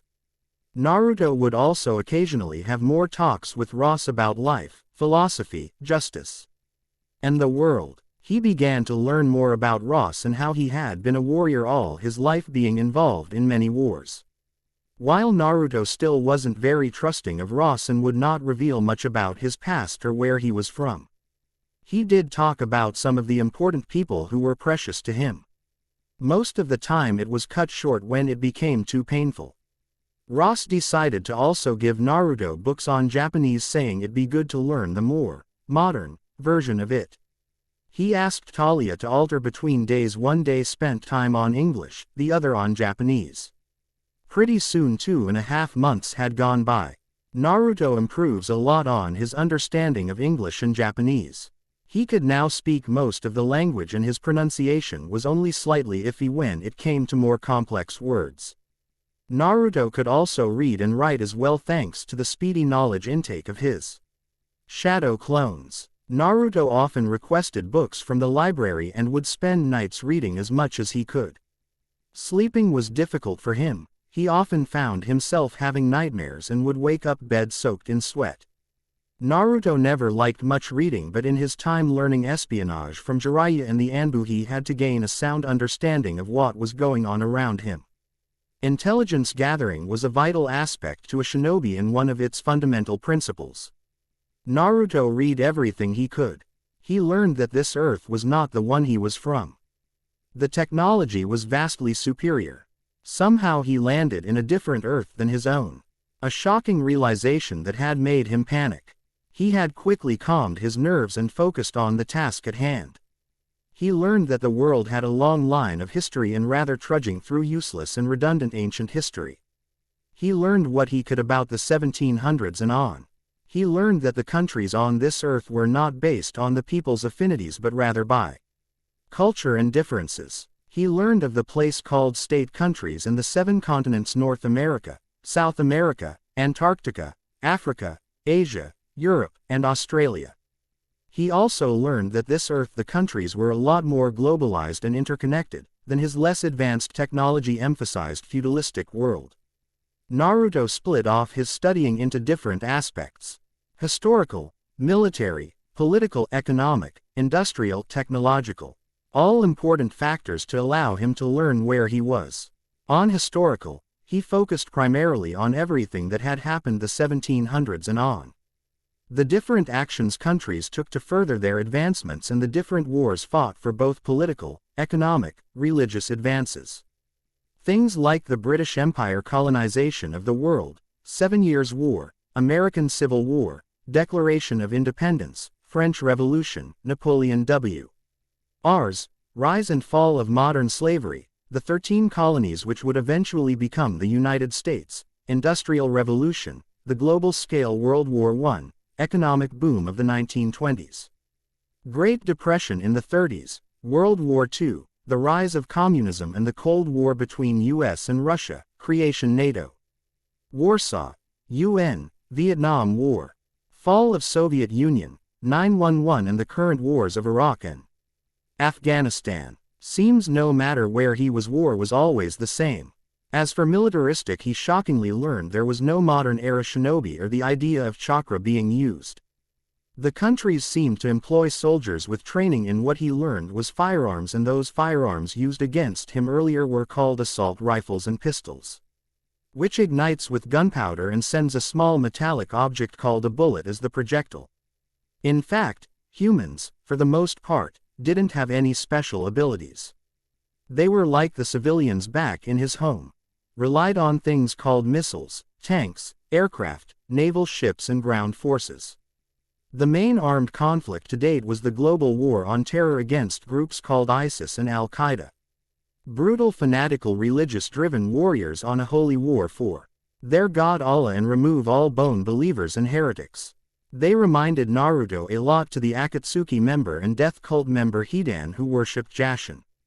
They created terror and fear and often employed child soldiers and suicide bombings. It churned Naruto's stomach. As for politics, he learned the countries around the world were for the most part self-governing. There was no daimyo of one of the lands or a Hokage of a village, but rather beings of power called president and prime ministers, and a different structural government that operated on a scale called the left or right spectrum. The left would go from communism, the radical form of governmental control where everyone had equal social and economic status and the government had full control over its country and would use violence to enforce it, as seen by people like Stalin and Fidel Castro. Socialism, the less radicalized version of it. Liberalism, a political system that focused on liberality and equality. Conservatism, the combination of some liberal policies with a more traditional understanding. Fascism, the radical, authoritative, ultra-nationalistic form of government which does not believe in equality but a strict totalitarian view. And finally anarchy, where there was no order or law, pure chaos. He also learned that countries, for the most part, upheld to large organizations responsible for helping keep peace in the world, such as the United Nations, North Atlantic Treaty Organization, the World Health Organization. The economy seemed to also focus on currency, trade, taxation, and policies. Countries on the right favored more economic freedom like free market, while countries on the left seemed to focus more government control. He learned industrially and technology that this world focused heavily on these things, and that they employed almost all of it into their daily lives rather than the mix of primitive and modernism technology the elemental nations used, probably due to a lack of having chakra and shinobi. He learned of a time called the Industrial Revolution, both world wars, which created machines called cars which operated on gas, allowing humans to operate these steel horses. Naruto jokingly called them aircraft, such as planes and jets, which allowed humans to fly into the sky and surprisingly into space, exploring the different planets. What his country would kill just to have technology like that, and more modernized ships which allowed faster travel and did not operate on sails as much but rather fuel. Naruto headed back after staying in the library for a few hours. After so much time here, he was given more leniency towards exploring the hidden city. He was still guarded by his trusty female guard whom he grew to know as White Willow. She was pretty strict about her role and rarely engaged with the blonde shinobi. He opened the door to his room. Books, papers, and notes of his were scattered across the table. He turned to his left and noticed on the chair was a neatly folded black leather uniform with padded metal plating and a black mask, the standard uniform of the League of Shadows. He noticed leaning against the leg of the table was a chikudo, a straight single-edged blade, one Sasuke uses, a request he asked for from Ross. He smiled. "Toyohisa, you ready?" came the gruff voice of a tall man around 29 with an athletic lean built with brown hair and blue eyes. The man unsheathed his silver katana and pointed it towards the blonde ninja. Naruto. Toyohisa adjusted the forearm guards on his arms and unsheathed his sword attaches to his back. "Ready when you are, Darius," he said, smiling. A week has gone by since Ross allowed Naruto to train in the training grounds. Naruto was glad he was given that leg room. However, he would not go all out. He didn't want to reveal his jutsu or special powers, giving away his element of surprise. He still didn't trust Ross or the group. Most of the league members did as well, some of them still gave him distrusting eyes, especially since he wasn't an official member. He did meet some new companions though. One of them was Darius, a recruit of 3 years in the League of Shadows. He had been tasked with giving some training to the shinobi. Turns out, Toyohisa didn't need it. Darius brought his blade closer to his face as he stepped slowly forward. He studied the shinobi who was ice cool, equally studying the man's movements and waiting for an opening. Naruto's one eye watched carefully as Darius took a few steps to the left, one step too far, and there was the momentarily opening Naruto needed. Naruto bolted forward at intense speeds and brought his blade down on Darius, who blocked it before slashing vertically down. Naruto sidestepped the attack and rammed his fist into Darius' stomach. The man lurched over and Naruto jumped, wrapped his legs around the man's neck and bent backward, vaulting the man over Naruto and landing hard on his back. Darius hit the ground hard and opened his eyes to see the tip of the single-edged blade staring at him. "I concede." He raised his hands up. Naruto walked over and stretched out his hand. Darius noticed it and reached out and grabbed it, being hoisted up by Naruto. A light chuckle from the sidelines made Naruto turn his head. "How many losses is that now, Darius?" "4. Naruto smiled under his mask as he turned to his other companion, a league member by the name of Nightstorm. A tall, imposing man around 26 who had dark black eyes and hair. He sported the same League of Shadows uniform with red thick padding from his shoulder down. He was a part of the metahuman division and could control the element of wind. Another thing Naruto learned of this world, while the idea of chakra-wielding shinobi didn't exist, superpowered beings of all kinds exist, and many of them could do things not even ninja from the elemental nations could. Darius rubbed the back of his head in pain. "Well, it's not my fault the damn kid moves so fast." "Hey, kid, are you sure you're human?" Toyohisa sheathed his sword and patted the man on his back. "As sure as I am that you'll never be able to beat me in a fight." Causing Nightstorm to snicker and Darius to growl. "My ass, you won't. I'll pound you into the ground one day." "Excellent fighting, Toyohisa," said a feminine voice. He turned his eyes to see Talia smiling at him. Over time, the stoic, hard persona that Talia had around Naruto had changed, and Talia had grown close to Naruto. He was the first man she had grown close to since Bruce Wayne. Although it wasn't of love like she had for Bruce, more a companionship. After all, her mission was to keep track on Toyohisa and find out about his past, one she was still unsuccessful in finding. She had told him a bit about her father and how despite how much she loved him she was never good enough, and she was a bit jealous in the beginning. Naruto had gotten so much attention and she hadn't. But as time progressed, the two would often spar together while they were not tutoring. Naruto bowed mockingly. "Of course, my lady, just roughing up these young vagabonds." Getting a light punch from Darius. She rolled her eyes. "Right. Well, my father is coming home tomorrow and he wants to see you early. Says he's got something big to show." Naruto shares a quick glance with Darius, his one eye staring into Darius before he turned back to her. "You know what it's about?" She shook her head, lying. She knew what he was going to do. "No, but I'm guessing it's important. I'll have Willow bring you food later tonight. You seem tired, so I'll cancel tutoring for today." She flashed him a wave before she went off to her duties.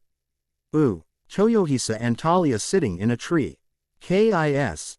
Darius sang before he was lightly hit in the stomach with an elbow courtesy of Nightstorm.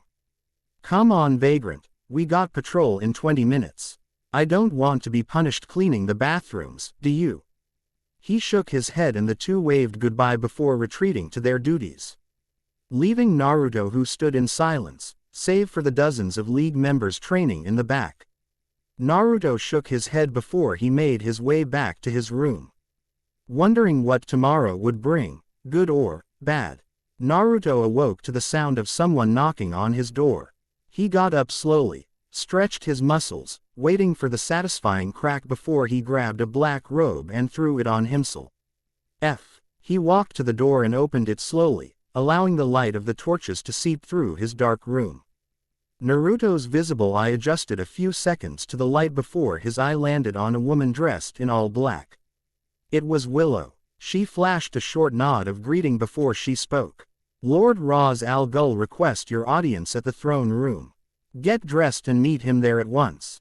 Without waiting for a reply, she grabbed the door handle and closed it, allowing Naruto's bedroom to be dark once again. Must be important if I didn't even get brought food, he muttered to himself before turned on the lights, adjusting the black forearm guards on his wrist, making sure they were fastened securely. He grabbed the Chikuto laid on top of his bed and sheathed it on the black leather sheath located diagonally on his back. Naruto tilted the black face mask covering his lower face up, hiding all but his upper face and a single eye. Dressed, he walked out the door and made his way to the throne room. He opened the same demonic-looking sandstone doors and entered through. League members were lined up on all sides, standing perfectly still like a statue. He spotted Darius and Nightstorm to the side. His eye landed on them, but no exchange was shared. They were clearly itching for something, and that something was starting to leave a bad feeling in Naruto's gut. He turned his gaze back to the throne room and walked the room until he stopped just before the 8 steps leading to the throne.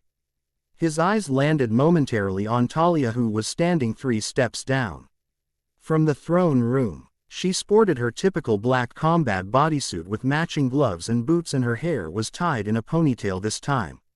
Strapped to her thigh was her standard P226 handgun. She flashed him a quick smile and he nodded a greeting back before turning his attention to Ross. He lowered his head in a short bow. Despite being here for months and not trusting him, Naruto knew his show of defiance would lose its humor real quick. Ross was a very proud man and considered himself no less than a god. Ah, there's my favorite guest. You clean up quick, I see. Another thing that I like. Ross spoke in his rough but honeyed voice. His face always neutral but soft, hiding his true intentions like a snake. You summoned me. Ross nodded, smiling without emotion. Yes, it has come to me that I have learned a limited but at the same time a lot about you. Just as you have learned a lot about me. I usually do not spend so much time with new recruits, but you have really gained my interest. To lose what you knew of your past and find yourself back on your feet. It's a commendable feat. Naruto nodded in understanding. Yes, while I take it this isn't a sociable visit. Ross chuckled to himself. Straight to the point as usual. Always find that amusing about you. Naruto could see the small but honeyed words. Ross wanted something from him now. And that something was important. He continued on. Yes, well, as I have said, you've been here for quite a while and have seen much about what we do. Here, I want to hear from you your own opinions on everything. Naruto glanced at Talia, who stood still. Her eyes softened when it landed on his, and for a brief second Naruto could have sworn he saw a hint of guilt in them. It's an order of highly trained individuals that follow a creed of sorts and fight the evils and injustice of the world. There was obviously a lot more, and Naruto had grown suspicious about some of the locked and well-guarded locations he was never allowed to go to, for his own security. Ross nodded. In a nutshell, yes. To fight the evils of the world. But what exactly does that entail? Corrupt politicians, power-hungry supervillains, religious fanatics who use fear and intimidation preying on the weak. Where does that all start from? What is the seed that sows that destruction? Naruto closed his eyes. He remembered the same words from Nagato. Pain and hatred. Exactly. But to take that a step further. What causes one to experience pain? What is the greatest illusion we tell ourselves? Naruto remembered Obito has similar political and philosophical ideas. He knew the answer Ross wanted him to give. Freedom is life's greatest illusion. Quote. Ross smiled, clearly impressed. And that Toyohisa is the million-dollar answer. Humans are in constant conflict with themselves, breeding hatred and vengeance, which shows, in turn, sows more death and destruction. Too much of this world has become perverted by greed and lust for power. It is a time of peace which has begun to breed a society of weak-willed men. That is why we exist. To be the leaders who carry that burden. To forge a path of peace and help those who have suffered at the hands of injustice, especially our planet. The governments of Earth are polluting it and stealing its natural resources. Scum like this. He snapped his fingers and a door to his right opened up and in walked two League of Shadow recruits. And in their hands they were dragging a bleeding and disheveled man. They dragged him to the throne and dropped him a few feet to the left of Naruto. Naruto eyed the man who was visibly shaking, body covered in bruises and his hair was drenched in sweat. The man didn't dare to take his eyes off the floor. Naruto turned to Ross and waited for him to explain. Ross got off his throne. This man is part of an engineering company called Echo Company. He managed the group that regularly dumped toxic waste into our lakes, killing wildlife and causing local inhabitants to die from sickness. This vermin and those like him are tolerated because no one will do anything about it. Please don't hurt me. Please, I'll give you anything. The man on the ground begged. Silence, you insolent worm. Ross growled as he narrowed his eyes. Naruto for the first time watched that wrathful side come out, the one that had earned him the name Demon's Head. Ross turned his attention back to Naruto. As long as vermin like this live, the earth and its inhabitants will never be at peace. This is justice. Naruto shook his head. It's vengeance. Ross raised an eyebrow. He was not expecting this. Sometimes vengeance is justice. Quote. He nodded at one of his guards who brought a large thin black case of some kind. The warrior clad in black placed it on the ground before removing the clasp. He opened up the case and revealed a pristine katana with a black hilt and a red dragon sewn into it. This is from my personal collection. It was from the previous Ross and the one before. Please take it. Naruto eyed the blade that was offered to him by the warrior. He grabbed the blade by the handle. It was beautifully crafted, but Naruto knew he wasn't being given this as a gift. This was a test. To become a full-fledged member one must show undevoted loyalty but also to be able to wield justice for the good of others. And you want me to do what? Kill him. Roz licked his lips like the topic was exciting for him. Do this and you will become a full-fledged member and one of my highest ranking. Think of the good we can do with you by my side. I will even let you be part of the operation that will destroy their entire infrastructure. I specifically remember to agree to be a guest and deciding if I was going to join or not. Naruto stared back defiantly. Oh come now Toyohisa, you must have figured out by now that I let you have all this freedom because I knew you would join. Don't disappoint me now. He turned his attention to Talia who had a sad look on her face. Or my daughter for that matter. I know how you feel about her. We are just friend. Naruto began but Ross stopped him with a hand. Please, I have been alive for hundreds of years. I'd give you my blessing, you know that right? I see much of you in myself. A warrior who fights with a code of honor and who also have suffered tremendous loss. I'm sure in no time you could succeed me as the next Ross. It was true that Naruto had started to have feelings for Talia. After all, she was the first friend he had made since escaping the hellhole that was the Fourth Shinobi War. She gave him comfort when he was in a dark place. He expected she won't feel the same way. He glanced at Talia when she started walking down the steps. She placed a soft hand on his shoulder and smiled softly. Please Toyohisa, listen to my father. You've become a great friend. What we are doing here is good.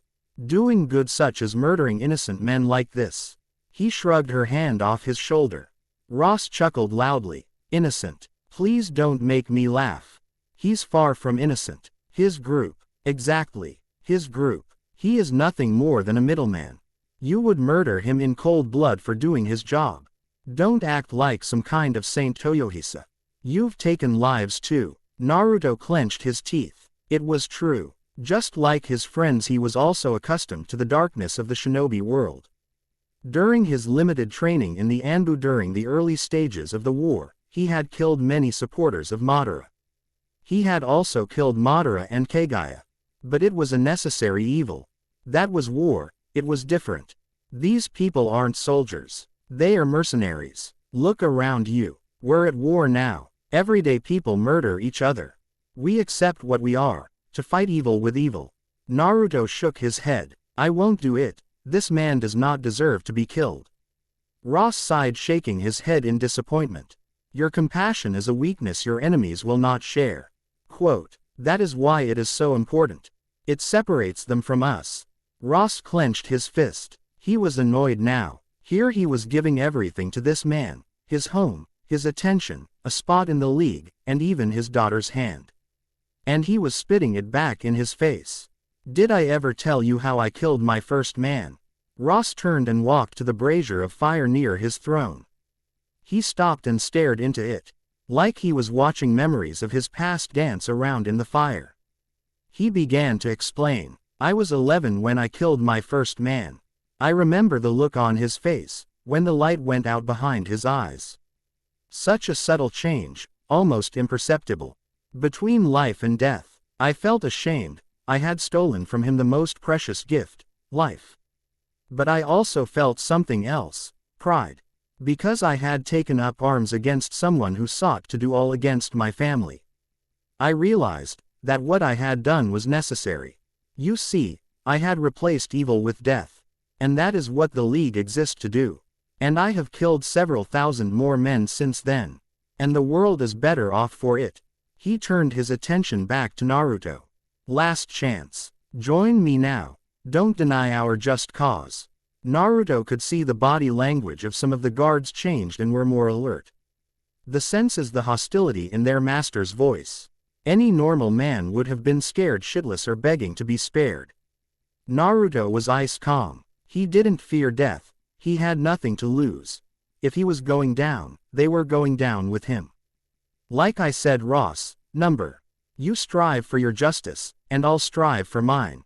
He pointed his sword at Ross and suddenly the room erupted as every League member unsheathed their SWO.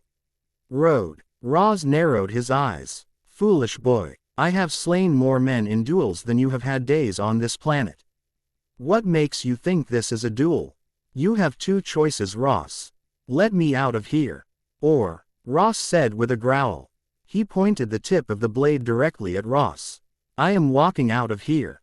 And you aren't gonna like how. Such spirit, such anger, such fury. Oh, you would do well as Ross. He was absolutely enjoying this. The man in front of him was not challenging him with ignorance, to prove he was better. He wasn't boasting his skills. The man had ice-calm presence and a promise of violence if he would not comply. Despite everything he had done, Ross wanted him even more now. Talia reaches out. Please, Toyohisa. Don't do this. Naruto could hear the conflation in her tone. She liked Naruto, but she also loved her father greatly. Naruto glanced down and saw her hand resting on the holstered semi-automatic pistol. She was struggling to do her duty. Same old talls, playing the loyal lapdog. Your father is just using you. He doesn't care about anyone but himself. Talia's eyes widened and she stopped. Naruto turned his attention back to Ross. You remind me a lot of someone I had fought. But unlike you, he didn't turn to the dark path out of choice. He was corrupted in it. You are nothing more than a hypocrite that follows what he fights against. Quote, guards, take him down, Ross ordered. As soon as those words left his mouth, a dozen League members charged forward. Naruto pushed Talia out of the way before he spun around and blocked a strike from one of the guards. Naruto charged forward with inhuman speed, cutting through League member after League member with his blade but not killing them. He raised his blade and brought it down on Ross, who unsheathes his own Arabian-style sword and swung at Naruto with both speed and hundreds of years in swordsmanship. Naruto channeled his chakra, boosting his speed. He sidestepped the attack, slashing at Ross' arm and slicing through his fabric, cutting his arm. He also simultaneously swept his legs, tripping Ross. The demon's head fell on his back and came face to face with the blade, now dripping his own blood. All the guards stopped. Ra's al Ghul had been defeated, and by a child no less. Do it then. Kill me. Take your place as the next Ra's al Ghul. You were everything I hoped and more. Naruto shook his head. No, I will not become a bloodthirsty assassin like you. Ross shook his head and laughed, this time like a madman. You will never get out of this, Toyohisa. I will hunt you down for the rest of your life. You will become the next Ross. Naruto narrowed his eye as he dug the blade, now resting against Ross' throat, deeper, causing a trickle of blood to flow out. You can try Ra's al Ghul. But just know, I too can replace evil with death. And it won't be the death you so willingly crave, but the death of your league. Remember that." He turned to glance one look at Talia, who was frozen in shock. Her face expressed a range of emotion. Shock, betrayal, anger, sadness, and hatred. No doubt hatred for him. He shook his head, dropping the blade, before disappearing in a swirl of leaves. Shocking everyone in the room. So he has other power besides amazing healing. Truly, I must have him. Ross said, rubbing his neck where no doubt a scar would grow soon. A week later, it has been hell trying to get out of the frozen Tibetan mountains. Whatever Ross was, an idiot was not one of them. His fortress was strategically placed and not easily accessible. But pushing through the frozen land, he had found his way to a fishing village which had offered him a ride to a trading port, which in turn has offered him a ferry to Japan. The land closest resembling his own home, yet so foreign to him. So much focus on technology, everywhere he looked. Giant cities, glass towers and cars. Naruto had found his way to a small restaurant which had offered him residence for the last few days. He had been reading on the internet, trying to catch up more about the world. Now, with his headband off, both of his eyes landed on a news article dated 2005. Justice League defeats Brainiac. World is safe once again. The Justice League. Truth be told, Naruto didn't know what he thought of them. Magicians, metahumans, demihumans, gods, martial artists, men and women who dedicated their lives to protecting the inhabitants of the earth both from domestic and foreign threats. Held in such high esteem that most societies around the globe regularly employed them for help. They reminded him a lot of what the shinobi was back home. Those who saved lives, but they lacked one thing that Naruto found himself both conflicted and thankful for. They never killed anyone. The one rule of the Justice League. Having grown up in a world that shone the worst type of evil and emphasizes heavily on the militaristic shinobi. He was never trained to not kill. In fact, even in the academy days he was trained to neutralize any threat to the village. No matter the cost, and even later in Anbu was taught that was the primary directive unless it was a capture mission. An Anbu mission was to work from the shadows, to take down any threat with brutal efficiency. But here the Justice League never killed even when they had every right to. A repetitive cycle where a lot of the supervillains felt no remorse, and once they escaped jail or got out for good behavior, the irony went right back to their old life, killing and causing chaos. Sure, Naruto had learnt much about the world and due to Jiraiya's teachings held on to his code of destroying the cycle of hatred. But Naruto had also learned the hard way that sometimes it's kill or be killed. Naruto sighed, closing the internet browser app and closed the lid of the laptop he had borrowed from the shopkeeper, whose third floor he was currently being rented to as a home.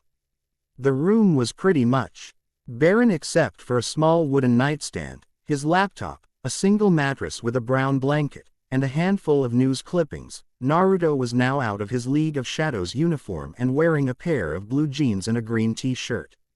Ever since he arrived here a few months ago, he had been battling with fitting in and what he was going to do.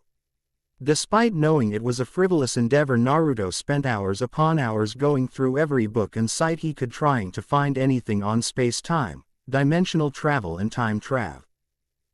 Trying to find any semblance of something that could take him back to the elemental nations. He wanted so badly to swoop in as the hyperactive blonde shinobi hero who would never go back on his word and bring back all his friends. He slapped the empty Coke can against the side of the wall in anger. He hated this, being here in this foreign place, not knowing anyone, complete alone once again. But through these days of loneliness, he had begun to reminisce about his old mentor Jiraiya and his teachings. The pervy sage wouldn't want him to be in this dark place. He had a duty, and even if he was in a different world, the mission still stayed the same, breaking the cycle of hatred. He would go this United States of America and he would help people, to protect them against evil. Naruto climbed onto his single mattress and laid staring at the old creaky wooden roof. His nose still picking up the faint smell of his late dinner, chicken and noodles from downstairs. I damn well better hope they have some ramen like Ichiraku's in America. Yes, for the third time I'd like a plane ticket to the US, Naruto spoke in his tired but gruff voice. Naruto was now standing in line at the check-in after a night of nightmares from his past, and now having to deal with this was not helping his mood. The Japanese lady in uniform, a small black skirt and business top, bowed in a smile as she typed into her system. Naruto handed her his passport, a dark red and golden passport detailing him as an official citizen of Japan, one that had been modified and created by the League of Shadows as a gift when Naruto wanted to leave. One that no doubt had taken time and effort to weave a believable backstory, including a few stamps from other countries, making it look like has been used a bit. Thanks to a computer-modified photo of a younger Naruto with his vibrant yellow hair detailed him as Toyohisa Miyamoto, born October 10, 1991, Kyoto, Japan. The lady at the front checked that everything was authentic and everything was in order before she handed him back the passport, and he, in turn, trades it for a piece of paper with a checkbox of what he was bringing with him. He ticked a checkmark on everything with a no. She asked him politely if he wanted to check in any bags. Truth be told, Naruto did not have much of anything with him. The week spent in Japan, he had bought himself the basic necessities and some clothes. In his worn-down small bag, he had a few pairs of shirts, jeans, jacket, toothbrush, toothpaste, and a wallet he was given by Ross, and the money he had taken from a gang of thieves after knocking them out. Can't be classified as stealing if it's from a thief. Naruto places the ticket inside his passport and then in the inside of his dark maroon flannel jacket, which he had to constantly adjust due to uncomfortableness. Even the clothes here were much different.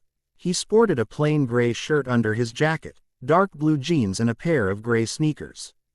If one paid enough attention, they could clearly see the young man was out of his element, a dimensional traveling ninja looking like some high school hipster. Naruto, with his new plane ticket, quickly sped through the necessities of the airport. He noticed the sheer level of sophistication that had gone through the security of an airport. German Shepherd sniffer dogs, police fully equipped with MP5K semi-automatic submachine guns, security cameras, some hidden and some noticeable, no doubt scanning him and everyone around him, and state-of-the-art metal detectors. Naruto, despite all his vast training and experience, had some trouble navigating the massive airport, constantly having to ask for directions and where to go next. He had, for the most part, studied everyone else and did exactly what they did. He finally found his way to Gate 13C, his gate which would be boarding from Narita International Airport, Japan, to Washington, D.C. in an hour and 45 minutes. Naruto had bought a meat lover's sandwich from a place called Subway earlier and was currently sitting on one of the blue leather chairs in the middle. Half of the seats were empty, detailing many more were yet to come. Naruto fidgeted with the white cloth eye patch covering his right Sharingan eye. Truth be told, he could have used a henge, but then it would have completely changed his eye color during the retina scan he would partake as he entered the US. Plus there was no telling if a henge would bypass the technology here. Easier to explain an eye injury than a completely different eye color and texture. His single blue eye landed on a small boy around 8 chasing what seemed to be his sister a year older around some leather chairs. He glanced and noticed both the mother and father were fast asleep, no doubt tired from their continued flights. Naruto gazed at another man who seemed to be around 24 with a pair of black headphones on, blasting music loudly, not caring for his surroundings. In fact, Naruto noticed since interacting with the world that most citizens paid no attention to their surroundings. Too busy in their own personal bubble. Their minds were in a constant state of relaxation and laziness. Something which had stupefied Naruto greatly. Granted, he was a war veteran and his body was always in an aware state. Not completely relaxed, but not hurting his body by being constantly on edge. Even walking through the airport, he had subconsciously made aware of how many exits there were, how far away they were, how thick the glass windows were, and if they could be penetrated with force, how many guards patrolled around the airport. Here people were herding around like sheep. No doubt in Naruto's mind, if something happened they would not have the reactions necessary to survive. Naruto finished his sandwich before sat and stared out the window. Scanning out the window he could see a massive sleek white Boeing 787-9 slowly prepare to dock for the passengers. Naruto watched with fascination as the crew of construction workers in their neon orange jackets prepared the 20-foot airliner with such skill it was like muscle memory for them. They were responsible for him and every other passenger to get to their destination safely. Naruto felt the rack of chairs shake as a man in a business suit carrying a black briefcase plopped down 2 seats from him. The man yawned as he downed the last of his cup of coffee. Naruto read on his plastic cup the words Starbucks under the green drawing of a girl. The man turned and noticed the stare. He nodded a greeting before he pulled out his phone and continued his work. Naruto sat and watched the airliner some more. It truly was amazing something so big could fly effortlessly without the use of chakra. Sure, there were rare instances of people flying in Naruto's universe, but a giant 20-foot plane that weighs 320 tons and carried 290 passengers was amazing. The man stuffed his phone back in his suit jacket and noticed Naruto stare out the window again. He noticed the excitement and anticipation of the man's face. First time flying? The man asked with curiosity. Naruto turned his attention to the man. I'm sorry, it's your first time flying, right? Noticed you staring at the plane for 30 minutes now. Naruto nodded. Yeah, first time being on a plane. That thing's massive. Quote. The man chuckled to himself. Yes, those things can get pretty big. Naruto nodded as he turned back to the plane now connecting against a large white tunnel. They would begin boarding momentarily. Naruto couldn't help feel a bit nervous, and it showed.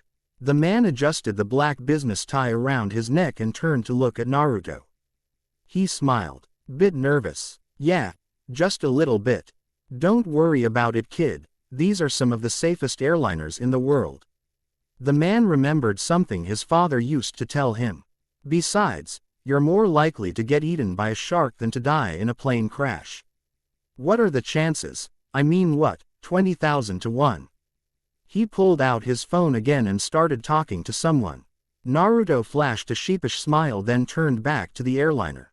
Yeah, thanks. That's really reassuring. Naruto waited another 15 minutes before a feminine speaker came on detailing that the passengers at gate 13C begin lining up. Naruto waited patiently. The passengers consisted of mostly families and businessmen and women. He did notice a few young teenagers traveling together and what looked to be a school soccer team, noticing one young male teen around 16 sporting a white, red and gold uniform. The person in front walked past the reception and down the tunnel. That was Naruto's cue. Naruto handed his plane ticket to the young Asian woman.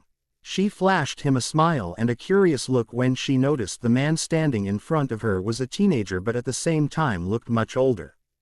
She noticed a small vertical scar barely peek from under the white eye patch. She handed the ticket back to him without a second glance. Enjoy your flight, sir. Naruto replied back. Arigato, before he walked down the tunnel. When the line resumed, Naruto stepped into the plane. He flashed a quick glance at the cockpit and widened when he saw how sophisticated it looked. Rows of buttons and screens detailing the airliner's every move. Naruto followed a line of people and waited patiently for them to sit down. Almost all the passengers had a suitcase of luggage or a backpack which they stored in the compartment holders above. A few people sent him a curious glance but quickly returned to their own things. After all, it's not every day one sees such a muscled, athletic 17-year-old Asian with such vibrant blonde hair wearing an eye patch. The line moved and Naruto finally found his seat 12F, a 3-seater on the right. 2 of the seats were already occupied. A young Asian woman in her early 30s sporting light blue jeans and light tan jacket. She was currently staring out her window seat. In the middle was a young boy around 10 with light brown hair, also wearing blue jeans but sporting a puffy light orange jacket with a blue lightning bolt on the FR. Aunt. Naruto titled the compartment door and stuffed his bag in before he got in his aisle seat. The woman paid him no attention. She was staring out the window in fascination. Naruto plopped down and smiled at the kid who was staring at him with full curiosity. He glanced down at the kid's orange jacket. Nice jacket, he said. Naruto waited patiently as the plane prepared for takeoff. He made sure the seatbelt was already fastened securely and listened to the pilot over the comms. Also, we will be flying over a thunderstorm as we enter the US, we may have some mild turbulence as we enter through the US, so do please make sure you're in your seats, with your seatbelts fastened securely and your tables in their upright positions. We hope you enjoy your flight and thank you for flying with Red Sun Airlines. Quote, first, and with no luck trying to reach Kuruma, it would not be wise, plus he wanted to interact more with the world and seeing one mode of transportation that humans regularly used was a good way. What are the chances right? 20,000 to 1. The man's voice rung in his ears again. Damn that guy, Kami-sama protect me, Naruto silently pleaded. The pilot's voice came on again asking everyone to turn their attention to one of the stewardesses as she explained all the safety procedures. Naruto noticed a basket under his table which had a handful of magazines, a white plastic bag of some kinds and a safety brochure. Naruto grabbed it and scanned it reading intensely, while listening to the stewardess as she explained the importance of the oxygen mask. Naruto glanced around and checked if anyone else paid attention but no one was fully listening. In fact, most people were talking to someone next to them, reading a book, sleeping, or eating. No one had one of those safety brochures out. They were in their own personal bubble, carefree as usual. Naruto prayed and hoped they all knew everything already if this plane was indeed going to experience some rough patches or hell even fall out of the sky. Naruto wasn't exactly an expert in aerial rescue. Trying to keep a 300-ton plane from crashing, and 290 passengers alive would be one tricky thing. The kid voice knocked him out of his planning. Are you some kind of pirate? Quote. Naruto lowered his head and noticed the child staring at him with intense curiosity. A bag of candy was in his hand and resting in his lap was an action figure of Superman. Naruto shook his head in annoyance. Third time today he was asked if he was some kind of pirate. Are you an alien? The kid asked again as he placed a piece of blue hardened candy in his mouth. Naruto shook his head even more annoyed. Running on less than 4 hours of sleep plus trying to run a billion solutions in his head wasn't the best when a kid kept pestering him. Why do you have an eye patch? Naruto ignored him while he studied the different exits and where the life raft was. Why is your hair so yellow? Kid asked again, stuffing another candy in his mouth. Naruto was about to tell him to be quiet when the plane, now already in position, began to speed up as it was preparing for takeoff. The speed increased and Naruto couldn't help but grip the armrest tightly. The kid, still chucking more candy in his mouth, stared at Naruto with curiosity. Hey, mister, are you afraid of flying? Naruto could hear the plane push against the air. Just try to relax, the kid said again, still staring at him. Just try to shut up. Naruto fired back. The kid's eyes widened as he nearly dropped his bag of candy. He glanced down at his feet. Naruto wondered if he was too harsh on the kid. He glanced behind to the mom who had one of those pillows that went around your neck and she was already fast asleep. He glanced back down at the kid. Sorry, long day. The kid turned back to him and smiled. He offered the bag of candy at Naruto. Jolly Rancher, Mr. Pirate. Naruto eyebrow raised before he sighed. This was going to be one long flight. Naruto had been in the air for around 9 hours in total. Truth be told, he hated being in the plane. Cooped up for so many hours in one chair, barely able to move your legs, lousy food and the occasional baby crying which did not help Naruto's heightened hearing one bit. Naruto wasn't one to sit around for long periods of time doing nothing. Hell, a couple of months ago he was hell deep in a bloody battlefield watching the Ten Tails completely obliterate hundreds of shinobi with a single attack. Naruto tried to allow himself to sleep, but with the constant loud noises and on-edge feeling, his dreams were mostly flashbacks to the past. Naruto spent half of his time working on simple breathing exercises and chakra control. Nothing to expose his power, but just simple things to understand more about where he was and the control he had. He also had meditated a good while, gathering up a large amount of nature energy, even with how mechanical and technology-based the world was, there was still a tremendous amount of energy. The rest of the time was spent learning about the cultural side of the world through the small TV screen built inside the seat in front of him. Most people had actually been either sleeping, working on a laptop, or watching on their screens. He had browsed through the selection of movies and TV shows.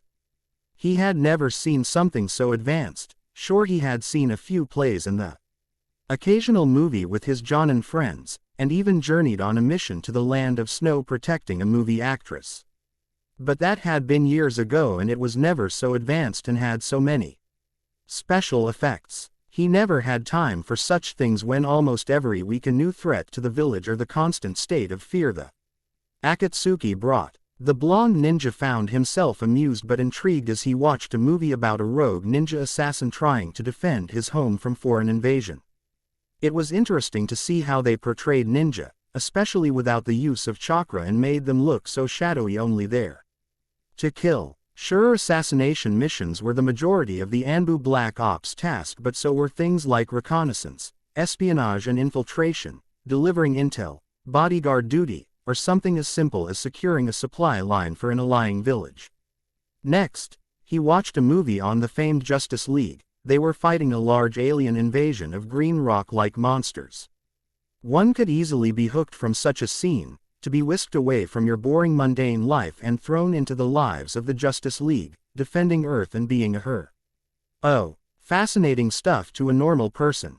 However, Naruto wasn't watching it for the action and special effects. He was studying the story, how they fought their powers. Even if it was fiction, the way the characters interacted and their powers were real, and Naruto needed a more understanding of the Say people. He was particularly interested with the caped crusader himself, Batman. Everyone was the shadowy bat that terrorized the criminals of Gotham City, using terror and deception to strike them down. One thing that he couldn't quite ignore was the man's fighting style. While this was an actor doing his best to portray the man, he had read that the bat was an expert in every fighting style known to man, an impressive feat as Naruto saw forms he didn't even know. That wasn't what caught his attention though, it was how the man fought. He fought exactly like someone who was trained by the League of Shadows. Something he never expected one of such a group to work with, those crazed fanatics. Naruto finally landed after 14 hours on the flight. He had survived. True to the pilot's words, they had experienced quite the turbulence, and Naruto had to spend 15 minutes cleaning hot coffee spilt on his pants by the man in the row across from him. Luckily his skills were not needed, and 15 minutes of turbulence was all it took before they landed with how to hitch. Naruto was relieved it was over. He was never stepping foot in a plane again. Once was enough. It was a nuisance, and frankly, he felt pretty vulnerable in one.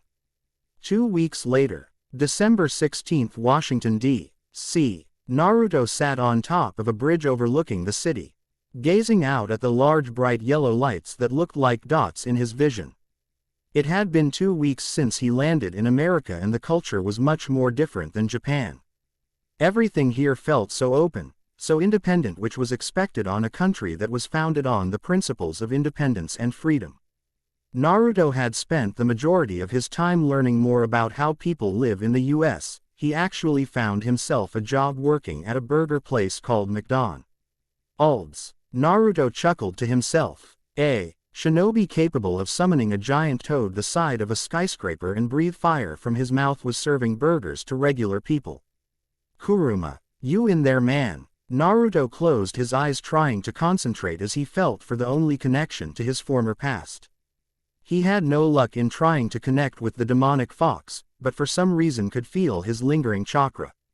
Naruto was about to try again when his ears perked up at the sound of a woman crying out in fear. He scanned the surroundings until he heard the sound of a woman crying in a parking lot near a diner. It was 10:30 p.m., so she must have been closing up. Naruto's heightened eyesight picked up what seemed to be a young woman around 20 trying to fight off 3 men as she tried to reach her car. Naruto narrowed his eye before he disappeared in a flash, leaving a trail of leaves. The blonde shinobi landed on top of the diner and saw one of the men, a large brutish-looking fellow wearing a black cap and dressed in all black, was holding the woman, was being choked as she was slammed against the side of the diner wall.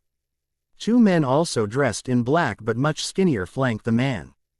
The man licked his lips like a wild animal before he reached out and grabbed her waist, his hand snaking up her yellow and blue waitress uniform. She tried to scream out again when she realized what he was trying to do, but the man's thick hand held strong and the only sounds that came out was a whimper gargling. "Come on baby girl, don't want to ruin the fun here. Don't want to hurt that pretty face of yours."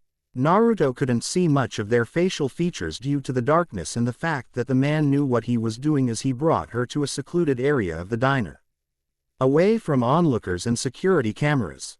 He slowly lifted her shirt up inch by inch, exposing her soft skin to the night.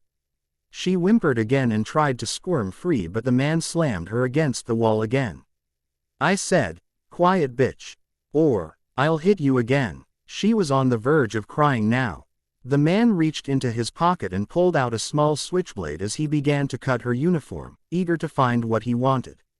"It'll all be over soon, sweet cheeks." Naruto rescued into his back pouch. He had seen enough. While they were having their fun, Naruto did a momentary scan of the surroundings, making sure there was no other rapist around. The parking lot was empty. She was alone against three large men. No one to help, until now. Just as the blade was about to cut her top off complete open, the whistling sound of metal and a small star-like object sped through the darkness and sliced the man's finger, causing him to drop the blade. "Ow, what the fuck?" The man squinted and noticed what struck him looked like a damn shuriken. What the hell was that? Was that a shuriken? The small petite woman stopped crying momentarily as she stared at the small object with curiosity. Could it be Bat? Don't be ridiculous. Batman doesn't work in DC, probably some punk kid, trying to ruin my fun. He caressed his tattooed finger on her cheek, which now has a bruise on it. "I wouldn't do that if I were you, less you wanna keep your fingers." A low voice spoke from the shadows. All three of the men's heads swiveled around as they began scanning the darkness looking for their attacker. "Who's there?" The man in the black cap spoke out, his hand still holding the women firmly against the wall. "If you know what's good for you, you'll beat it, tough guy." The man turned his attention back to the girl, but before he could even lift a finger, a shuriken came whizzing through the night and sliced his ear and buried itself into the diner. "Next time I won't miss." The voice spoke again. The two skinnier guys, one who had a tattoo of a star against the side of his face and grease-slicked back ponytail with a pointy nose, pulled out a small pocket knife. The other, a stockier man in his early 30s with buzz-cut short hair and a thick scruffy beard, stood with his fist clenched. "Why don't you come put Mr. Tough Guy?" Out of the shadows a young man walked out, dressed in a black jacket and dark blue jeans, stood still. Despite his tall and very athletic appearance, they could see he was just a kid. His face was covered in a black scarf of some kind, as was the right side of his face, leaving only one light blue eye. He looked like some strangely mismatched ninja. Ponytail man snickered. "Aw look, Mac, we got ourselves a wannabe Batman. Ain't it past your bedtime, kiddo?" Beard man said with a low howl. The brute of a man now named Mac turned his head and stared at the kid. "Look, I don't beat on little kids. Run home now and I won't bash your skull in." The woman Naruto could clearly see now. She had a very pretty face with long brown hair and green eyes. She tried to speak through Mac's calloused hand, to tell the kid to run away and not be a hero. But she couldn't say anything. "Be hard to bash my skull in with no fingers, no. Guess skull bashing by kicking isn't the worst way to go. We got ourselves a smartass Ponytail chuckled. Mac turned back around to the girl. "All right, beautiful. I gotta get rid of this pest, but after you can show me a real good time, right?" He chuckled before he pushed her into Beard Dude, who held her tight, a piece of white cloth now in her mouth to stop her from screaming. She could only watch in horror with what they were going to do to the kid. Mac nodded to Ponytail, who nodded back before he approached the masked figure. "All right, you little shit, don't say I didn't warn ya." The man lunged out with his blade sloppily, but the masked figure just slapped the hand out of the way and stood still, hand pointed out, baiting the man. Ponytail grin changed to annoyance and he lashed out again with more fury. "Why you?" But again the blade hand was slapped aside and the figure just stood egging him on like, "Come on dude, I don't got all day." Ponytail growled as he lashed out with furious aggression this time, but the masked figure just slapped the blade out of his hand and with his right hand followed through with quick succession, punch to Ponytail's throat. The man dropped the blade and reached out to his throat trying to gasp for air. Naruto hadn't crushed the man's windpipe, but he had done enough damage. As Ponytail walked forward gasping for air, Naruto stepped forward, ramming his elbow back into the back of Ponytail guy's neck and dropped him to the ground unconscious. Mac's face was a look of pure shock. He never expected the kid to take out his friend so effortlessly, and with no difficulty. "TSO ever. I'm gonna kill you." Mac stepped forward and cracked his knuckles. Unlike his friend, Mac had been through his fair share of street brawls and had killed many a dude in an alley brawl with his blade. Mac raised his hands up in a typical boxer stance, the blade in his right hand held in reverse grip. He eyed the man who was seriously pissing him off now. The wannabe ninja just stood dancing on the balls of his heel, egging the man on to attack him. He was going to enjoy cutting this kid's throat. Mac charged forward, barreling towards the kid. He had easily 50 pounds over the kid, so all he needed to do was give one wicked swing to the kid's temple and he would be lights out. He lashed out with a right hook and followed through with a slash of the blade, but the kid just bobbed and weaved through the attack, flashing 2 jabs at the man's face. Mac spit out a wad of blood before he wiped his face. The kid was quick and light on his feet. Mac sliced forward again and flashed out a sidekick, but the man ducked under the wild swings before blocking the kick with his knee and returning the attack with a powerful uppercut into the man's gut. Mac dropped the blade as he held his stomach in pain. The kid's got a wicked uppercut. Shit. Mac with one hand gripping his stomach and the other and went for a risky right hook, but Naruto just sidestepped the attack and thrust in a jab. Mac was momentarily dazed by the attack, giving the blonde ninja enough time to whip his rear leg around and catch him in a spinning hook kick. The attack connected with the side of the man's face and sent him crashing into the parking lot ground hard. The Asian girl watched in fascination as the young man expertly took down her 2 attackers. He was clearly well trained, but something else.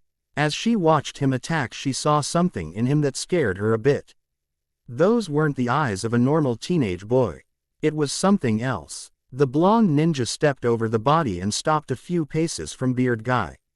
"Now we can do this the easy way or the hard way."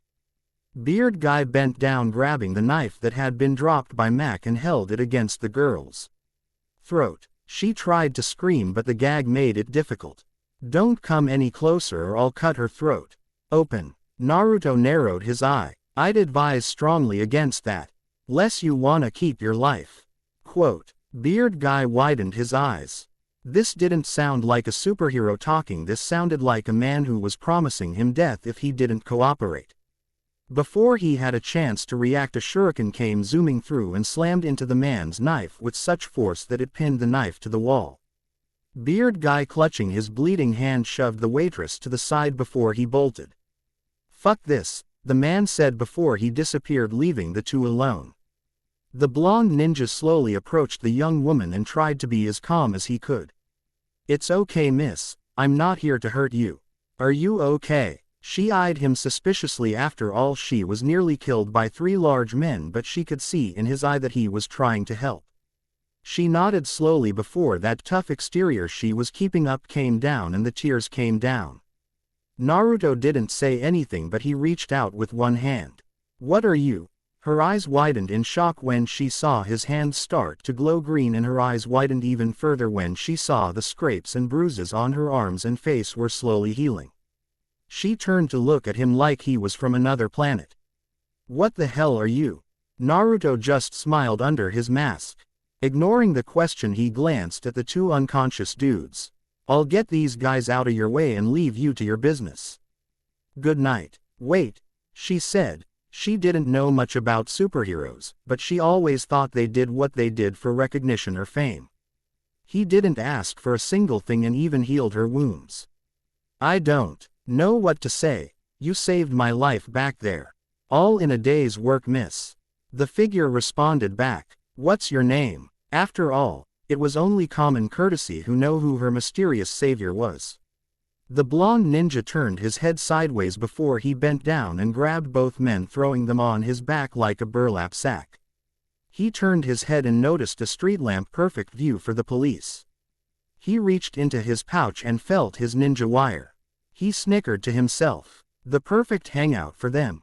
He turned his attention back to the waiting girl. My name. He hadn't really thought of it yet. Every hero had a secret identity, a name to the public eye that sparked hope, such as Superman or fear in the case of Batman.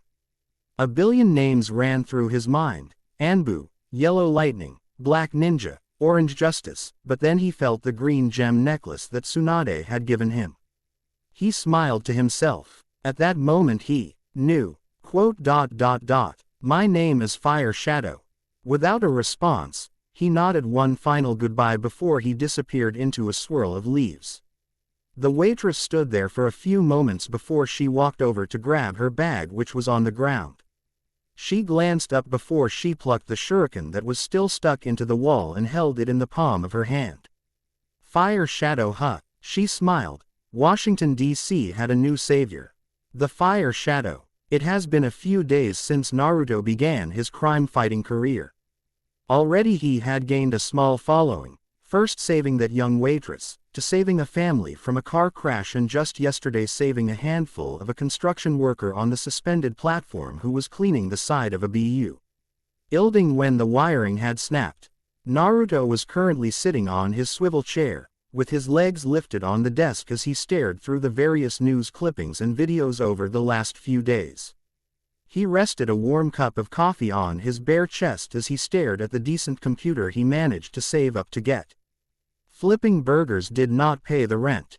One could consider it weird that Naruto was looking at videos, comments, and news articles about himself, like he was stroking some ego of some key. ND. But to Naruto, it was the polar opposite. He forgot how much fun it was helping people. To see their bright smiles as they hugged their family members, happy that they were safe. It had been a refreshment from the constant gloom and low morale he was experiencing on the battlefield. He laughed. Sakura would spend so much time. He stopped himself before he shook his head. Can't think about them now. He took another sip from his black coffee before he placed it on the table. A news article from the Washington Post showed a close-up of his shuriken pinning the small pocket knife to the diner wall. He snickered as he also saw another photo just under it of the two he knocked unconscious hanging from the streetlight wrapped in ninja wire and cops trying to get them down. Serves those bastards right, he thought with a grin. Just under that photo, it read in bold black, "New hero in Washington, D.C., just who is this Fire Shadow?" He watched a short YouTube clip that had grown pretty famous, tagged with #superhero. It showed him running up the side of a building catching a construction worker who had fallen off the platform before creating a handful of clones and rescuing the others. They all landed on the ground and the construction workers were returned to paramedics before the video ended with a close-up of his porcelain mask depicting a fox. Naruto smiled as his eyes landed on the mask hanging on the wall. The famous Anbu mask, once recognized by all in the elemental nations with awe and fear, was now a momentum of the past. Naruto still hasn't gotten a proper complete uniform, especially since he didn't want to prance around in broad day light in the dark black League of Shadows outfit, draw the wrong kind of attention. He still stuck with the League boots, pants, but he had torn off the arms, leaving a sleeveless garb and sewn in a red fox in the middle of the chest. Strapped to his thigh was his kunai holster and resting on his back waist was his shuriken pouch. Naruto scanned the YouTube comments of the video. He loved this part the most, seeing people argue in the comment section about where he was from and what his powers were. A dude named Superman that ho wrote, "You are so wrong, dude, how could he be an apprentice of Batman, this dude has actual powers." Love Kid Flash wrote, Yeah, but explain why he runs around like a ninja dude. What's with his name too, Fire Shadow? Sounds exactly like someone who works for Batman. Another commenter belonging to Okami69 replied, actually Fire Shadow is the English translation for Hokage. He or she sounds like they would be Japanese. Quote, Naruto was about to scan the web when a light buzzing sound could be heard from the nightstand in his bed. All units, we got a 10 to 50 in progress on the corner of 13 Way Street Northwest. Apartment number 12. Fire truck 2 minutes out, over. He drowned out the rest of the responses on his police scanner, which he had, in his own words, borrowed from the police. He took a big swig of his coffee before he got to work. With his lead pants already on, he quickly grabbed his dark black boots, fastened them on securely before he put on the rest of his uniform. A few moments later, he placed his fingerless black gloves and lifted up his face mask, which covered the lower half of his face. He placed the last 2 accessories on, his hide around his right eye, then the porcelain mask on. He disappeared in a swirl of leaves moments later. The blonde shinobi landed on the railings of an apartment a few minutes later as he overlooked the fire, which had now raged to dangerous levels as it consumed the 9-story apartment building. The windows were smashed to bits, and inside the apartment, it blazed on like a raging demon from hell. Naruto could see it was now reaching its peak as the flames burned everything to cinders, causing black smoke to billow from every window, desperate to get out.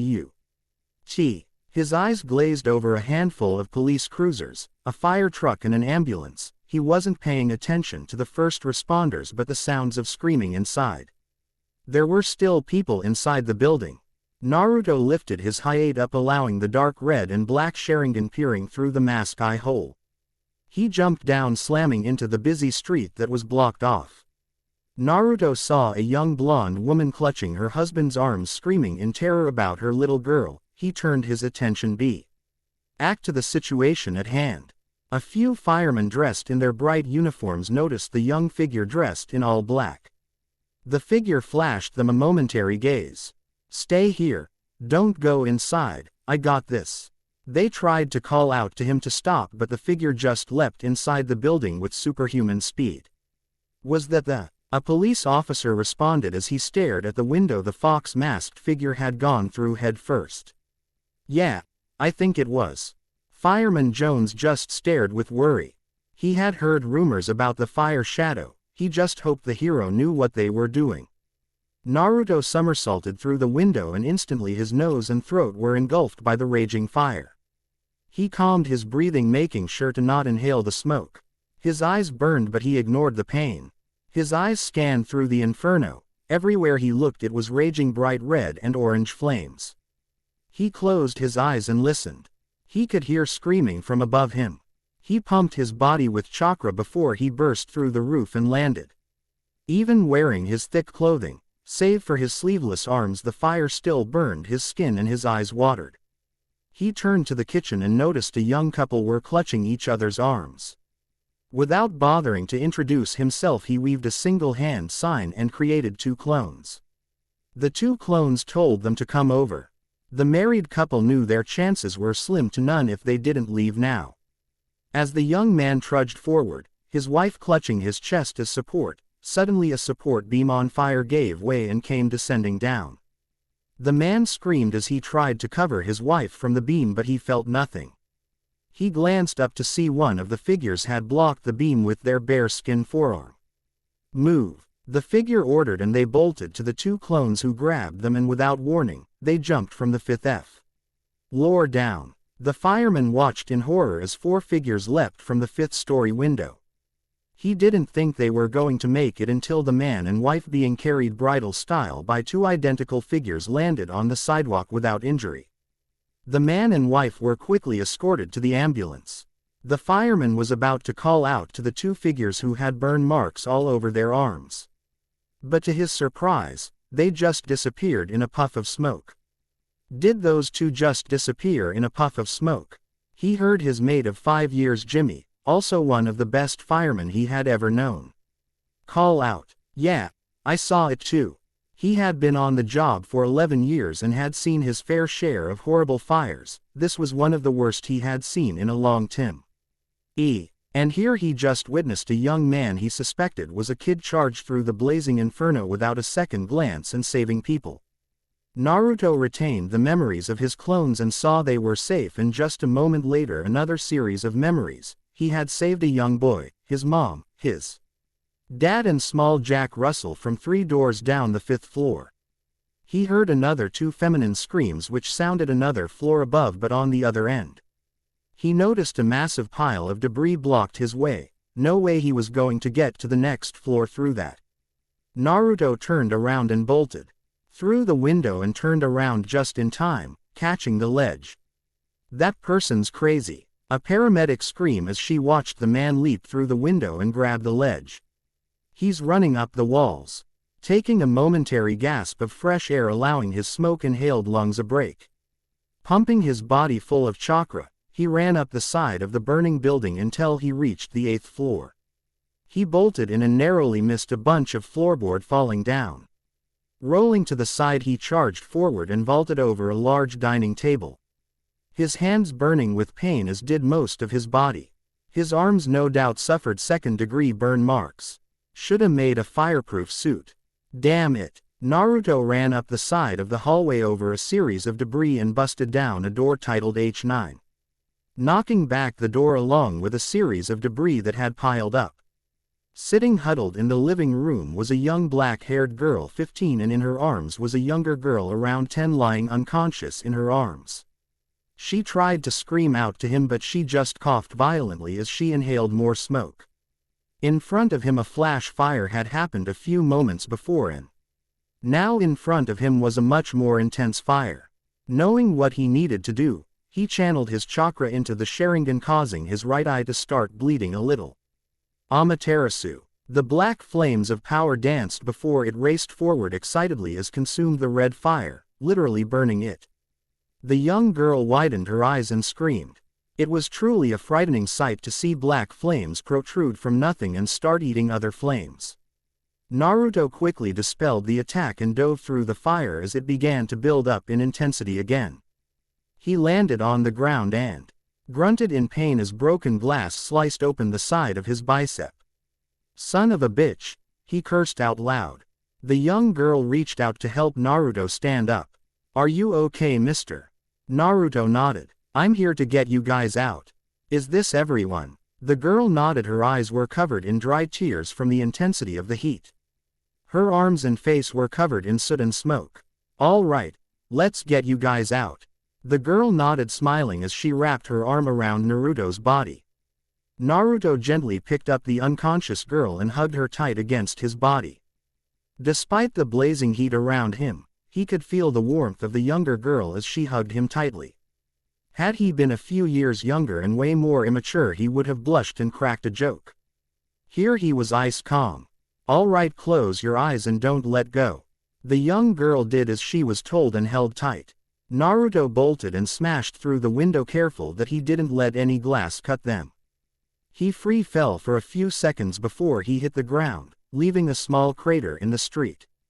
Naruto used a bit of his chakra to heal their wounds. The unconscious girl woke up slowly and began to cry. Naruto quickly handed the girl to her sister. She held her sister's hand and quickly wrapped her arms around his chest, hugging him.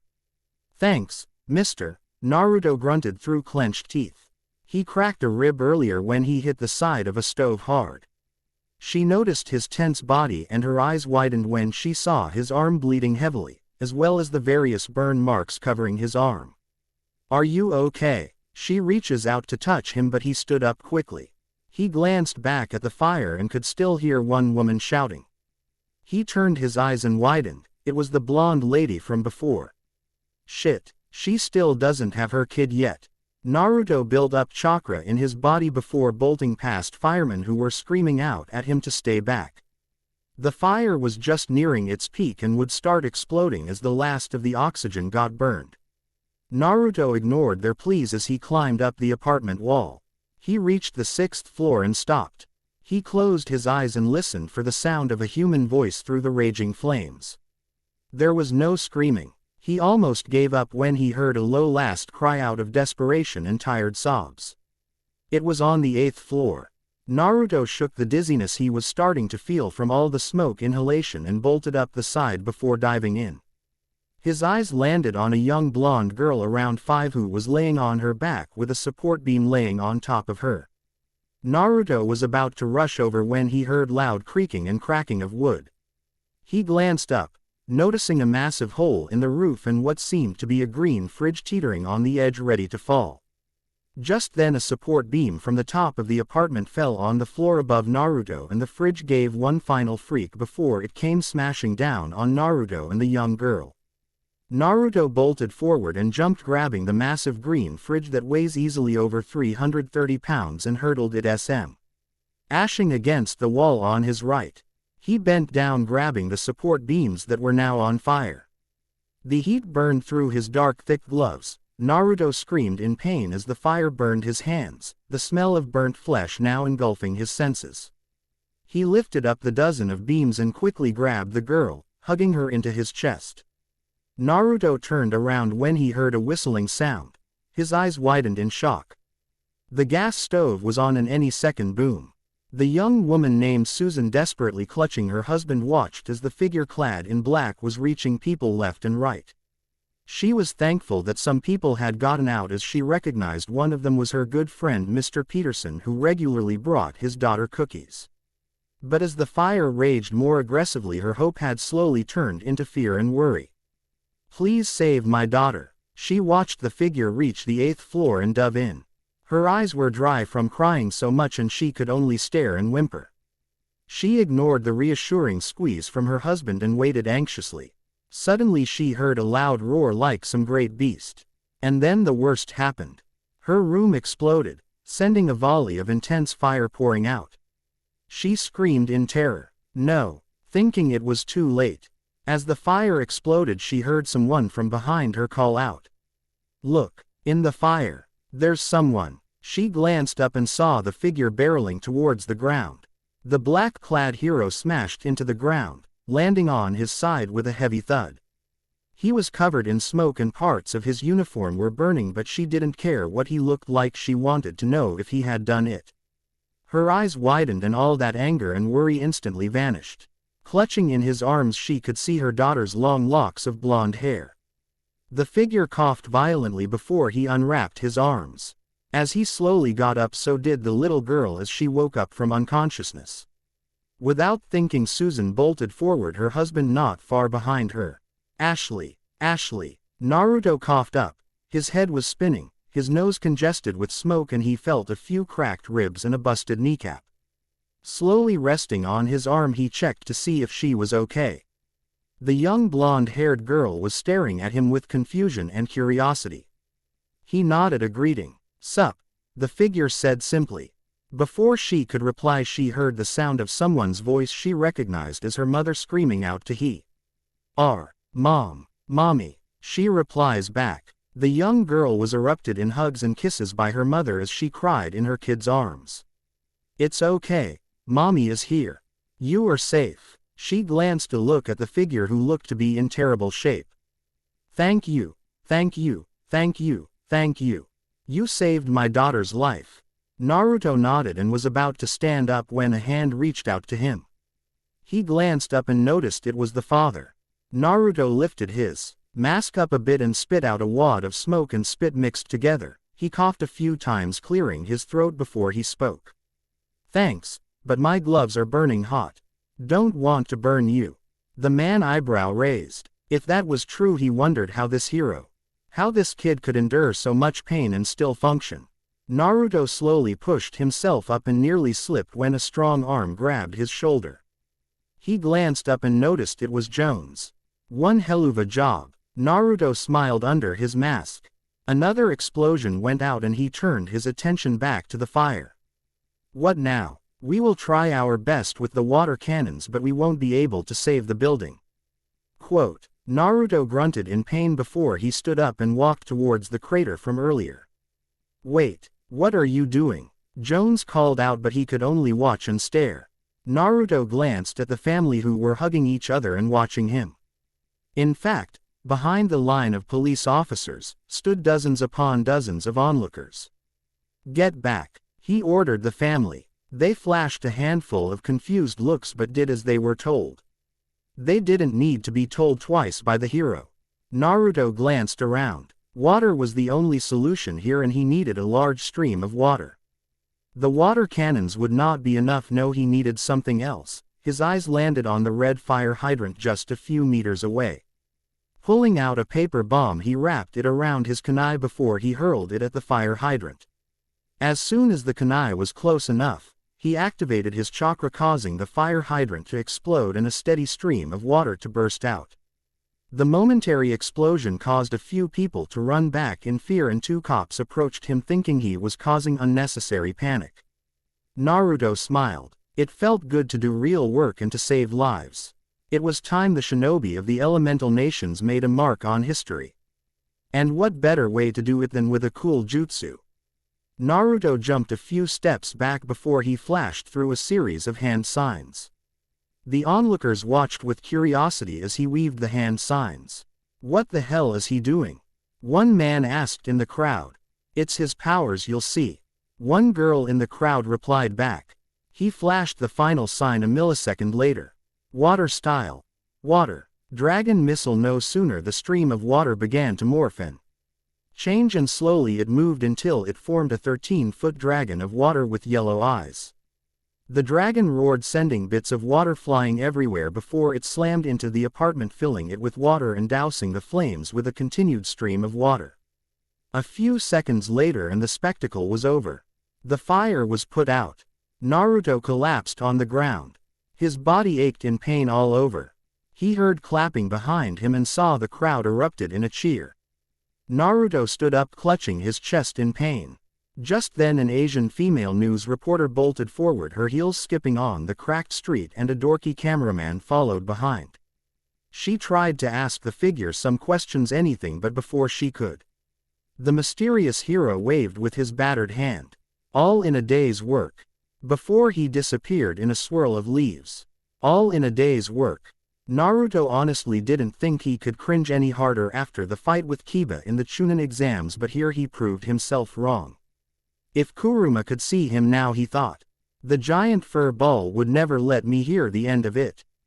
Naruto thought as he sat on one of the roofs watching the scene unfold. He slowly applied healing to his body. Perks of having a powerful god ninja grant you power and superhuman healing ability. Meanwhile, underneath a large mansion was a series of underground caverns that had been hollowed out for use. One of these caverns was the famed Batcave, where one individual was currently leaned on the back of his chair looking up at his massive state-of-the-art supercomputer, which screamed futuristic with its holographic keyboard and holograms of words dancing around the screen. The man took a sip of his coffee and placed the white mug with #superhero, a gift from Robin. He rubbed the back of his head and glanced his tired blue eyes up at the screen when he noticed a small beeping noise pop up. He pressed a key on his keyboard and it opened up an email browser. One click later and it was an email from one of the Justice League titled Confidential. He opened up the email and read the lines. "Thought you would want to take a look at this. Possible candidate. Respond soon. WW." The initials of Wonder Woman. Bruce pressed space bar and immediately the MP4 video attached to the email opened up. Bruce watched with curiosity a raging fire engulfing an 8-story building. But he wasn't watching the first responders on the scene or the crowd of people. His calculative eyes were watching the figure dressed in all black speeding from the apartment down to the ground and carrying what seemed to be civilians trapped in the fire. He continued to watch the video and the figure smash into the ground before going through a series of hand signs which he logged for further study later. His eyebrow raised up slightly. After the last hand signs, the water spewing from the fire hydrant began to morph and change into a massive dragon of water, which he also logged. He watched with curiosity as the dragon smashed into the building and extinguished the fire. They got superpowers, it seems, he thought to himself as he watched further. The video zoomed in and the Batman watched young news women approach the figure, and it was at that moment that Bruce narrowed his eyes when he saw the uniform the man was wearing. Even with its modifications, there was no mistaking it. A man with at least 60 years behind him stepped from under the catwalk and approached the massive computer. He adjusted his black tuxedo, which was in pristine condition as a butler would consider. "Something piques your interest, Master Wayne," speaking in his posh Englishman accent. Bruce nodded, his eyes still glued to the screen as he watched the figure disappear in a swirl of leaves. The Asian news reporter spoke clearly into the microphone with a charming smile. "There you have it, folks. All in a day's work." In a shocking turn of events, the blazing fire was put out and no casualties were suffered during the horrific fire. As you can see behind me, the families are getting proper medical treatment from first responders and will no doubt be making a full recovery in time for Christmas. Truly a holiday miracle. The citizens of Washington can rest easy knowing the fire shadow is on the scene. Bruce flickered off the screen and leaned back in his black leather chair, stroking his chin in thought. Alfred stood watching the screen with interest. He knew enough about superheroes to know what Bruce was thinking. "Very well, Master Bruce, shall I prepare last night's dinner for you?" Alfred waited patiently for Bruce to respond. A few moments later Bruce became aware a question was directed at him. "What? Oh yeah, of course, Alfred. Thanks." Alfred bowed his head and sighed. "Very well, I'll prepare last night's dinner." "Nothing," he commented dryly before returning upstairs, leaving Batman in his thoughts. A few weeks later, on the roof of a 20-story building sat one blonde masked individual with his legs dangling over the side. Sta. Ring out at the city. It was a warm Thursday afternoon and Naruto stared at the beautiful yellow and orange sunset and the crisp light breeze that cooled him off. Having had weeks of seeing nothing but a pitch-dark blood red and black sky, he never got tired of watching the sunset from this high up. A disturbance in the light breeze made him turn his head and notice a figure floating in the air.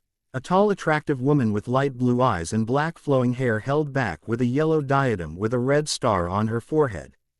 He recognized her strapless red buster held up by a brace of gold resembling two W's, her silver bracelets, red boots, and her blue briefs with 5 white stars with the golden lasso fastened to her belt as the Wonder Woman, the Amazonian warrior and one of the original founders of the Justice League. "Are you the one they call Fire Shadow?" she asked, staring him down with a calculating gaze. Having been raised as a warrior since birth, she instantly knew the figure before she was the Fire Shadow, a well-trained warrior. She noted his peak physical condition: tall, athletic, and far too much muscle to be a woman. Staring at him, she knew the Fire Shadow, despite his young appearance, could hold his own in a fight. And despite his bored but relaxed appearance, she knew his body was alert and ready for anything. No doubt honed from years and years of constant battle experience. But she also noticed another level to the Fire Shadow. Shrugged shoulders, stiff body position and brooding nature seemed to tell her that the figure before he was tired and had a pain. All past. The blonde shinobi, still wearing the porcelain mask of an orange grinning fox, nodded once and turned back to staring out at the sunset. "And I take it you're Wonder Woman, the Amazonian and idol that every girl dreams about meeting?" Quote. She nodded. Her facial muscles formed a small smile. "Every girl, she said with a hint of pride. She turned her attention back to him and was about to continue the interview when she noticed him staring intently out at the sunset. Finally, she asked, "What are you doing, staring out at the sunset?" He stated obviously, "No, I know that, but why?" "Because it's beautiful." "And," he said, pushing off the edge, almost shocking Wonder Women who were about to reach out and catch him when she stopped. His black boots were glued to the side of the glass pane. "He's standing on the side of the building." She thought to herself, "I like to come up here and think. To see how peaceful and quiet the city is. To watch everyday people going about their busy lives, living in their own bubbles, unaware of the darkness that surrounds them." He said ominously. She nodded in understanding. "Yes, that's why we exist. To ward off the darkness." The figure nodded. "We get dirty, and the world stays clean. That is the mission." Wonder Woman raised an eyebrow. She never expected the figure to be so honest. From what she had read, the Fire Shadow was a figure cloaked in mystery, No one knew anything about what the O's powers were or where it came from. Barely spoke to the public, and here in front of her, she got a taste of the fire shadow was like. And someone who was the embodiment of truth. She saw a wise person who had a good heart. She smiled to herself. They made a good pick.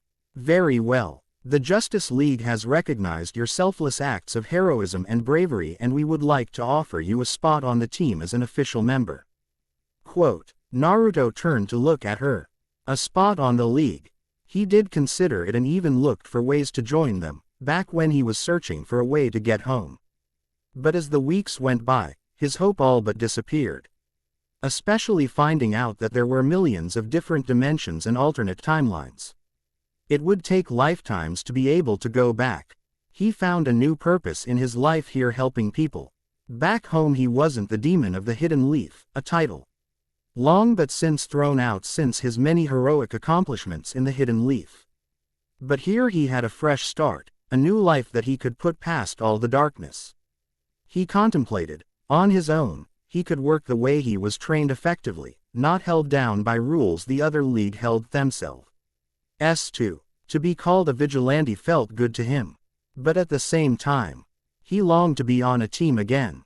To have friends that had his back. Well, she asked expectantly. She knew he wasn't going to say no. No one ever did, but it was curious that he was actually weighing the offer. Does he not want to be a recognized hero?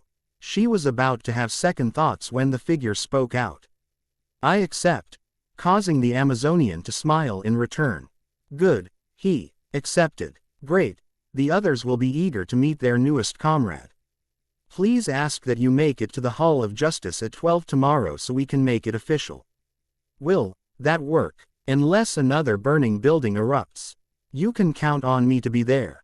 He waves at her goodbye before he slid off the side of the building like his feet had been suctioned to it.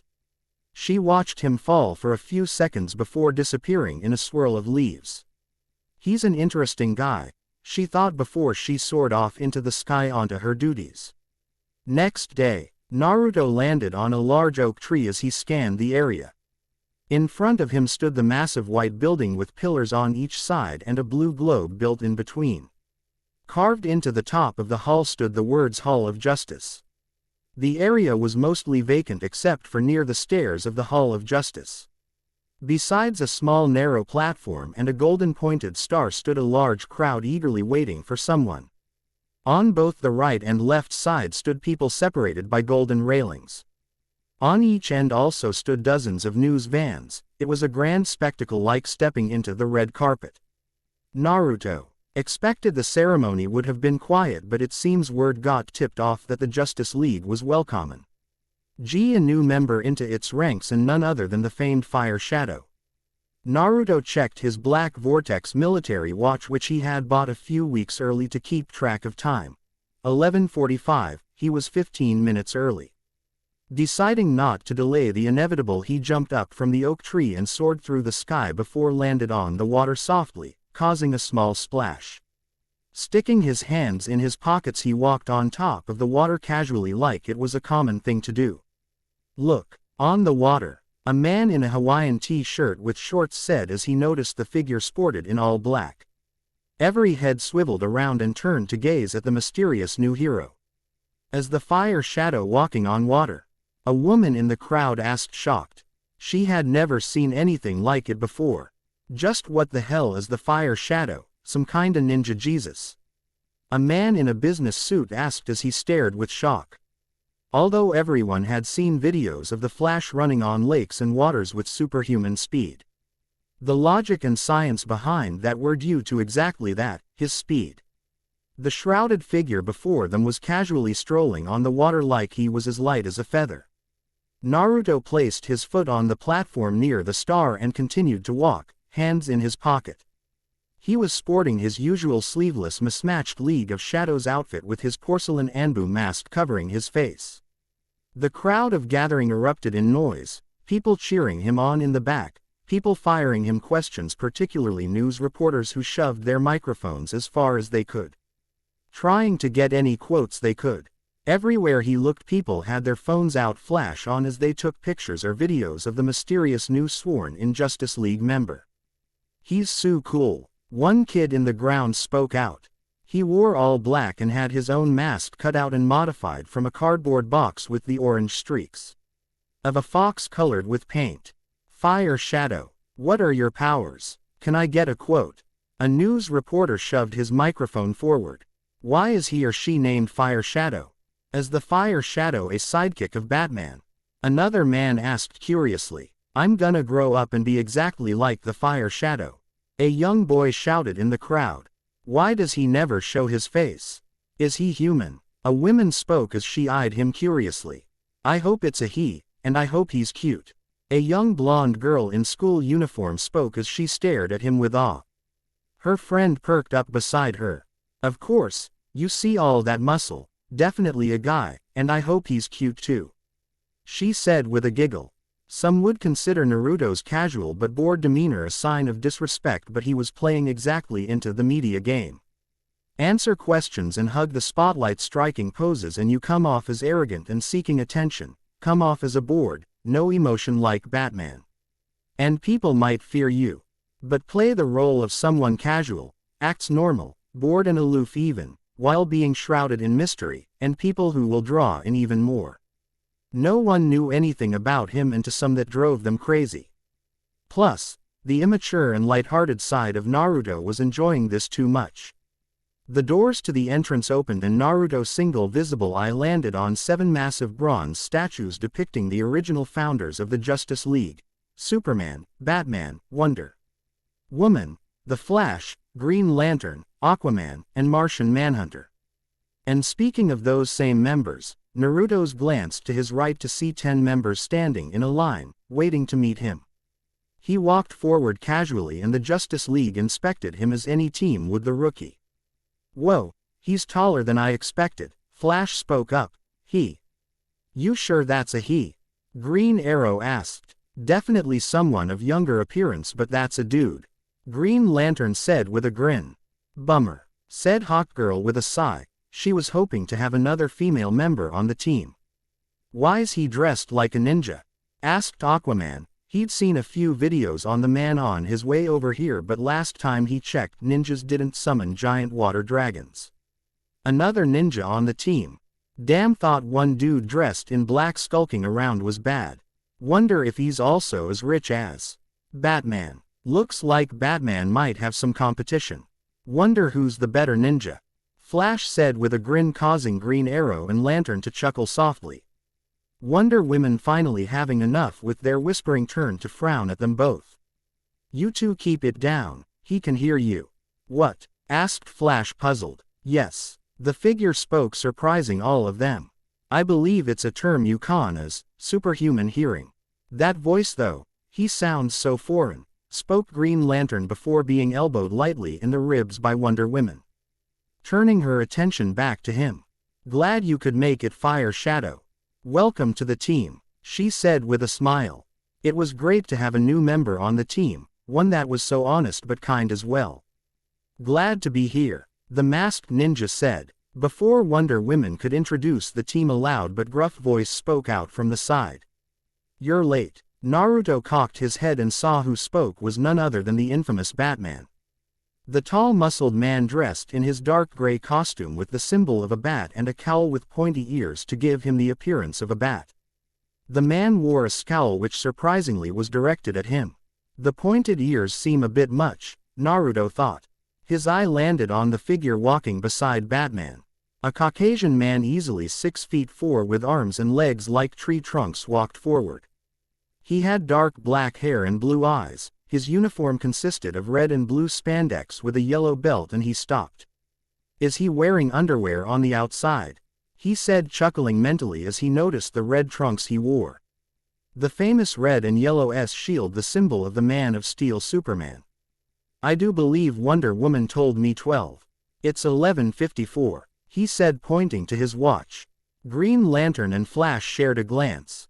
The new hero argued back with Batman of all people. No one argued with Batman. People were too scared usually upon first meeting the man, but the masked ninja was cool as a cucumber. Batman narrowed his eyes. There was supposed to be food and talk beforehand. We wanted to get to know you better. Wonder Woman bowed her head slightly. Apologies, I did tell him 12. Before Batman could reply, Superman smiled and placed his hand on Naruto's shoulder. Naruto fought back the urge to defend himself. His body was always in the constant alert state. Well, it doesn't matter. You're here now and that's all that matters. I'm Superman, but as you'll come to know, my friends call me Clark. He stuck his hand out to shake. Naruto reaches out and shook it, almost wishing he hadn't when he felt the massive strength behind the man's grip. Naruto had his fair share of experience with individuals with super strength, but never one who could lift a massive steel cruise ship with one hand and throw it 30 miles in any direction. Fire Shadow, Naruto introduced back. Superman nodded, smiling. I'm sure you'll come to get to know everyone. I do believe it's time to make you an official member. If you please, this way. Naruto glanced at Batman, who was hiding his discomfort behind a cold, neutral expression. Naruto nodded. Lead the way. As they exited the main hall, he glanced once at Batman, who was looking straight. Wonder Woman sensed his uncertainty. She caught up and walked beside him. Relax, he's like that with everybody. Very few people in the world Batman trust. You'll get used to it. Naruto nodded. He understood the reasoning behind it, and he even complimented the man on his stoic nature for so long. However, Naruto was his new comrade, and the way Batman eyed him suspiciously meant he was thinking something else. The ceremony was cool but straight to the point. A few lines about responsibility and the Justice League fighting evil as usual. Before Fire Shadow was introduced, the crowd erupted in cheers and cameras flashed as they took his picture. Superman handed him the membership card, officially recognizing Fire Shadow as the newest member of the team. Fire Shadow stayed on the podium for a few brief questions.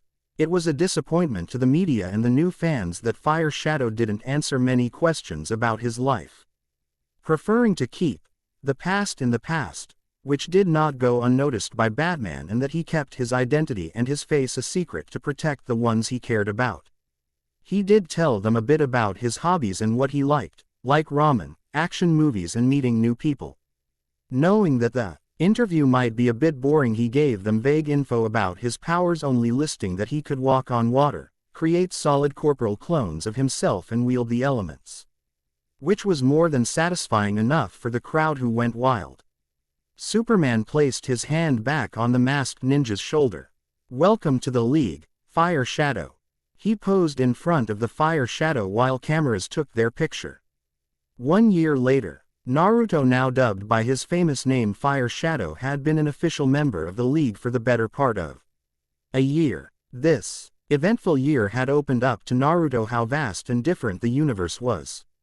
After fighting what his world considered a literal god, as well as legendary shinobi who could be classified gods, he didn't think he could be caught off guard by anyone. But since coming to Earth, he had fought multiple gods, aliens more than one, mutated animals, hybrids, magicians, wizards, metahumans, assassins, time travelers, dimensional travelers, cyborgs, and even exposed to the darker mystical side of the supernatural. Where, along with meeting new allies, had fought against literal demons, vampires, werewolves, and even the occasional rogue angel. It never ceased to him how massive the universe was. Along with fighting his foes, he also made friends and close bonds. A few months shortly after he was indicted to the League, 6 new members also joined. Zatara, Captain Atom, another Green Lantern by the name of John Stewart, the programmed android Red Tornado, Captain Marvel, and Black Canary.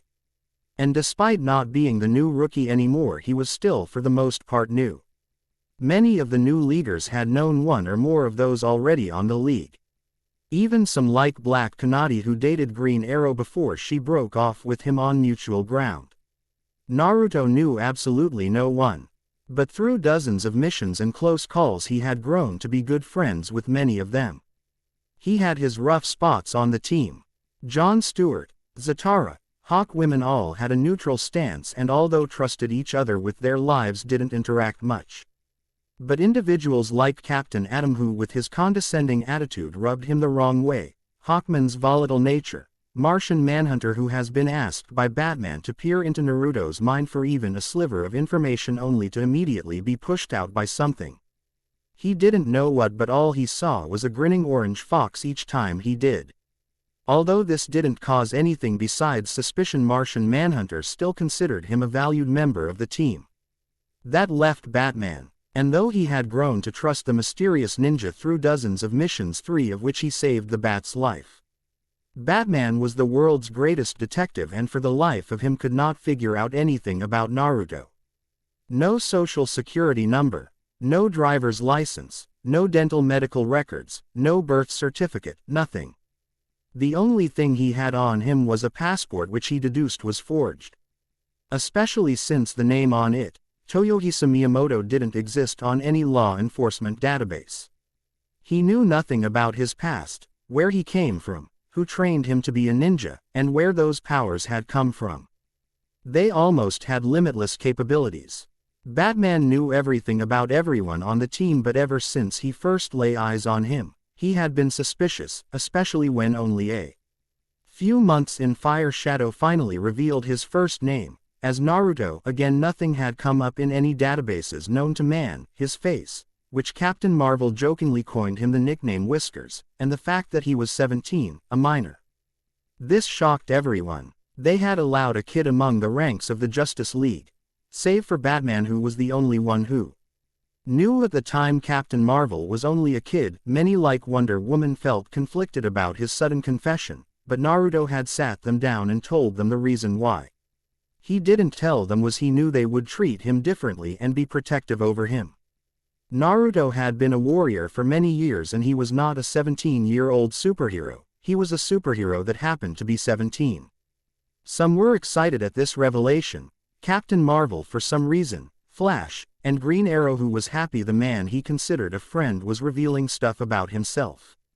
Really, the only ones who were actually overjoyed were the sidekicks of the Justice League, who felt pride that a kid had not only become a member but was widely considered one of the strongest members on the team.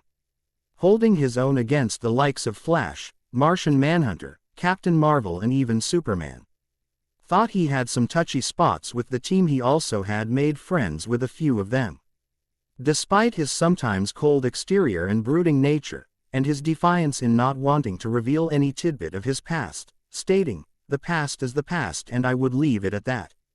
Which has left some of them sad that they trust him with their secret identities, but he didn't trust them. Nevertheless, many of the Leaguers had warmed up to Naruto and tried to be a friend and companion to him. Friends like the easygoing Flash, whom he had grown to consider a good friend, Green Lantern, Green Arrow, who he regularly got into spares and marksmanship competitions, Aquaman, who shares his love of nature and want to protect the environment, Superman, who often he found his easygoing nature to be a refreshment, especially since you'd expect a man capable of destroying a level 5 hurricane with a round of applause to be uptight. Nope, he was as human as they come. He also shared a good relationship with Wonder Woman, who had grown to consider the masked ninja like a younger brother. Red Tornado, who despite his android appearance truly was the best source of epic one-liners and deadpan humor, the android also considered Naruto to be an invaluable team member. Thus, 2 of the closest friendships he made was Black Canary and Captain Marvel. Though Black Canary joined the League only a few months after Naruto, they often did many missions together and had grown quite close. She had an easygoing and relaxed attitude but was serious when it called.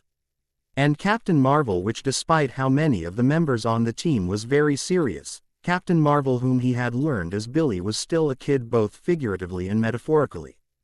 Billy had a happy-go-lucky attitude and easily could relate to the Fire Shadow, whom he looked up to a lot for being the older kid.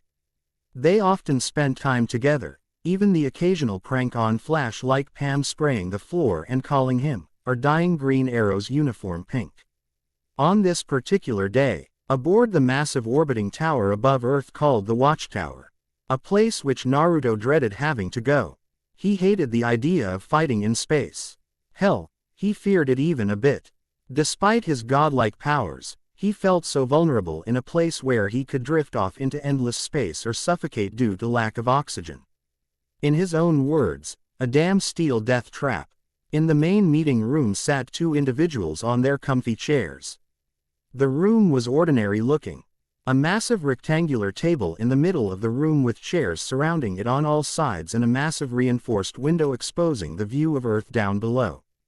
One on end at the large black-haired and blue-eyed muscled Captain Marvel. In his red and gold costume, displaying proudly the electric thunderbolt that glowed yellow, who was chowing down on his 12th slice of meat lover's pizza. On the other end was Fire Shadow, resting his taunt black tabby boots on the table. Both his physical appearance and outfit had grown considerably over the year due to funding and spending time with the League. Now an adult, he has trained extensively and built much more muscle, weighing around 190 pounds now, and standing at 6 feet 1. He no longer sported the League of Shadows outfit. Still keeping the idea of ninja-like appearance, he now wore a dark black and gray sleeveless skin-tight combat jumpsuit made out of Nomex and carbon fiber, which gives him a lightweight but tough set of armor that doesn't restrict his movement. On the sides of his suit, minor padding and straps towards the sides. He wore black matted shin guards, dark black forearm guards with 3 tiny triangle blades attached to the side, black fingerless gloves. As for headgear, he had a black and red scarf wrapped around his neck and the lower half of his face was covered with black fabric, for his upper face, covering his Sharingan eye as the Leaf Hayate. Finally is his famed Anbu mask, thanks to the power of modern-day science and some handy-dandy work fro. M-Star Labs was an upgraded version, which when activated could provide night vision, sonar, and thermal. The Anbu mask could be fastened to the side of his face or taken off, which he often did when in the company of the League. Basically, Ninja Gaiden Ryu Hayabusa outfit. If you wanna see a better look, the combination was an intimidating, but light durable set that provided free movements and elasticity. As for gear, strapped to his thigh is the standard shinobi kunai holster, and on the back of his waist rested 2 black pouches which carried everything from shurikens, ninja wire, to explosive tags and empty scrolls which he would use for sealing arts. His gear didn't just stop there. Strapped diagonally across his back is a blackened katana with a golden hilt. Naruto grabbed another slice of pizza and lowered his face mask before biting into the chewy but warm slice of pizza. The fresh cheese mixed with the flavorful meat was definitely something that spoke rich flavor. "Alright, I'll admit, this is some good pizza," Naruto said with a mouthful. Billy, finishing his 13th slice, spoke up. "Right. Best pizza this side of Star City." Naruto stopped eating and turned his single eye to Billy. "Wait, you telling me you flew all the way to Star City for pizza?" Slightly impressed but not unexpected considering it was Billy Batson. "When you got superpowers, use 'em, dude. Besides, you underestimate Russo's Italian pizza." Quote, "I'll admit this definitely became something I'm adding to the list. It's not as good as ramen, but it's up there." "Dude, what's your obsession with ramen? Seriously, Flash tells me you have a ramen pillow in your room." Quote, "That traitorous scoundrel, exposing me like that. It's good food, and that pillow thing, I deny everything." Before Captain Marvel could reply, a newspaper smacked hard on the table, interrupting them both. Naruto turned his eyes and noticed it was Batman. "Hey, Bats, care for a slice? Captain Marvel got this from Star City." Ignoring the comment, he turned to look at them both in the eyes. It was a cold, serious expression. "Have you seen this?" He gestured to the newspaper. Billy reached over to grab the paper with his greasy pizza fingers but stopped when he saw Batman's gaze. He sank back down in his seat. Naruto turned to him. "I don't read the paper. Too much talk about politics. No time for jokes." He folded the paper and moved it so they got a better look. In bold black letters it read out, "Clown Prince of Crime found dead," and underneath it in smaller letters is "This end of crime in Gotham." "Whoa, the Joker is dead," Captain Marvel said, shocked. He never expected it. "Found dead in an abandoned industrial site, heart attack they say, but I know different. We got ourselves a masked vigilante on the loose killing supervillains." Quote, "You sure it was a vigilante? Joker's got a lot of enemies, maybe another villain got double-crossed and decided to off him." I'm not taking any chances. This is one of many deaths in the last year of supervillains. And we need to put an end to it, before someone else gets hurt. He directed the last part towards Naruto. Naruto raised an eyebrow. What? You think I had something to do with it? Did you? No. He stated simply. Where were you last night? The caped crusader asked as he narrows his eyes. Are we really getting into this? Naruto stood up and glared Batman down. Eating ramen on one of the skyscrapers on the south end. Quote, anyone verify your location? Interrogating him like a crisp police detective. Can't believe you actually think it's me. Thought we had more trust in each other, Bats. Enough. Stop playing games. I won't ask you again. Did you murder him? He glared at Naruto. Flashback. In the north end of Gotham City was a series of old abandoned industrial buildings. In one of these buildings on the base floor, was one individual hunched over an unconscious man. The tall bit slender man walked over and grabbed what seemed to be a yellow hacksaw. The man dressed in a clown outfit bent over before he chuckled like a madman and placed the hacksaw over the man tied up with rope and duct tape on his mouth. I'm sorry about this, Mr. Samuel, but you see. Time's up. Ha ha ha. The man tried to plead for his life but was silenced when the clown man started cutting through his neck with the hacksaw. He sliced and cut until the head came clean off. Blood started pouring out. Wiping the sticky blood from his face, he stood up and glanced down at the headless body.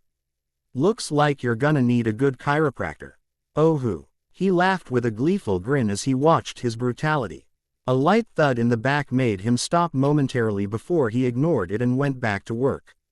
He needed to make sure his new batch of Joker venom was ready. The wonderful things I'm going to do with this, he said as the horrific scenes played out in his mind. Harley, make sure you pop that lever right, or the dose won't be correct. Okay, Harley. He turned his head and saw his companion Harley Quinn collapsed on the floor. What the? He turned his gaze when a figure landed on the ground in a hard thump. Joker couldn't recognize who it was as they were cloaked in darkness. The only thing he could see was a single red pinwheel staring at him. Naruto making sure he hanged into someone different. His new body had dark olive skin, brown hair and dark brown eyes. He was dressed in all dark black pants with no identifying symbols, or his clothing could give off DNA. He made sure to disable all security cameras, microphones and anything else that would have someone else track him. Crouched on top of a support beam hanging a few feet off the roof, he inspected the large industrial room. It was mostly empty save for three figures, piles of garbage lying everywhere and own sort of machine spewing green gas. He activated his Mangekyo Sharingan, placing the smaller female dressed in a clown outfit to sleep. She was not part of this. Tonight it was him and the clown prince of crime. He dropped down on the ground and made sure he stayed deep in the shadows before he spoke. Joker, your time's up. The man turned around, exposing his ghastly features. Greasy green hair, rouge red lips, chalk white skin, and due to his facial nerves being paralyzed, a permanent grinning expression top. Head off with massive mouth scares. The Joker was sporting a purple and green suit topped off with a flower resting on his chest, no doubt filled with poisonous gas. Ah, is the party over? I was just having fun. Speaking in his sadistic but creepy voice, he turned to the headless body. You wouldn't mind helping me drop this off at City Hall? With no answer from the cloaked individual, he sighed. Well, no point in fretting about it. The weight on that man though, geez. Losing his head was probably the only time he was ever gonna lose weight.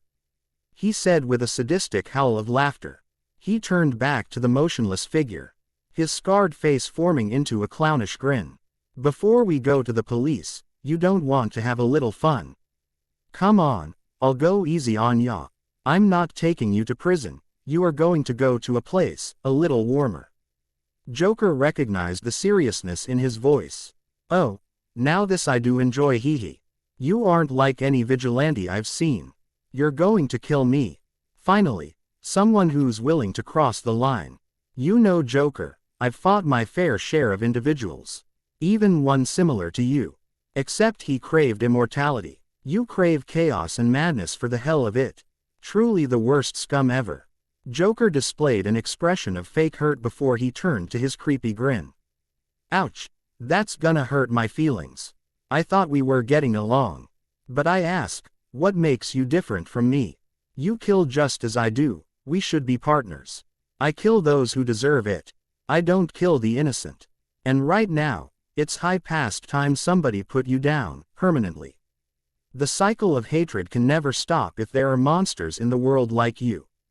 Joker laughed maniacally. Nothing gets me going than a man on a righteous past. Well, come on then. Let's give the world a spectacle they'll never forget. The police are going to enjoy picking up your blood from the walls. The Joker turned around and grabbed a crowbar with dried blood on it. He licked one side before he spoke. Ah, the memories. He held the crowbar like he was reminiscing about something. He then turned to the shrouded figure. You ever dance with the devil in the pale moonlight? He held the crowbar up ready to attack, but the figure just stood there motionless. What are you waiting for? This isn't fun if you don't do anything. Come on. Even Robin put up more of a fight. He pulled out his top hat. I know, ya need to warm up. He placed his top hat on as he tap danced like a maniac. Come on old chap, give it ya best. But the figure took one step forward. You're finished. I hope this works. Naruto had been experimenting for a few weeks now, hours upon hours spent concentrating chakra and focusing on his 6 paths power. Infinite Tsukuyomi. What the? The Joker suddenly found himself hooked against a cross. All around him the sky was darkened orange and black. Like he was in a different world. He glanced down to see the shrouded figure standing still, a blade in his hand. Well, this is a first. Tell me chap, I must know, I'm a sucker for party tricks, just how did you do this? Don't you know Joker? A magician never reveals his trick. He thrust the blade deep into the Joker's chest who had to hold himself from grunting in pain. He never felt pain like this before. Ow. That's one crazy trick, ha ha ha. He chuckled to himself. Even in one of the most deadly genjutsu, the Joker was unfazed. It truly was a frightening and creepy at the same time. See, I know your secret, Joker. All these tricks and destruction you cause. You're a stage man. Aw shucks, you got me. I didn't know I had so many fans. He said with a grunt as another sword went through his stomach, but nothing came out. Just tremendous pain. But what as that was to change? I've read up all about you. How you don't fear, immune to toxins and poison. But tell me, would you fear this? Dying alone with no one to see, no one to hear. The laughing stopped. What do you mean? You can stab me all you want, chap. I'm still gonna get the last laugh. He tilted his head back and chuckled. No, this is the end of the line. What? Naruto smiled. Simple, you're going to die here. No one will know how and who did it. You'll die and be forgotten by the world. No, you're joking. You can't kill me in this place. Oh, but I can. You see, you are going to get the most ironic death ever. Killed in an abandoned industrial site. I know all about your relationship with the bats. The on and off of you fighting, him arresting you, you tempting him to kill you, him saying he won't cross that line. You going to prison casually blows up a bus full of elementary kids. And the cycle continues. Honestly, I don't get how you two can keep this up. But, Naruto continued as he thrust another blade in him, causing the Joker to grunt in pain. That ends here. No more theatrics, right, Jack?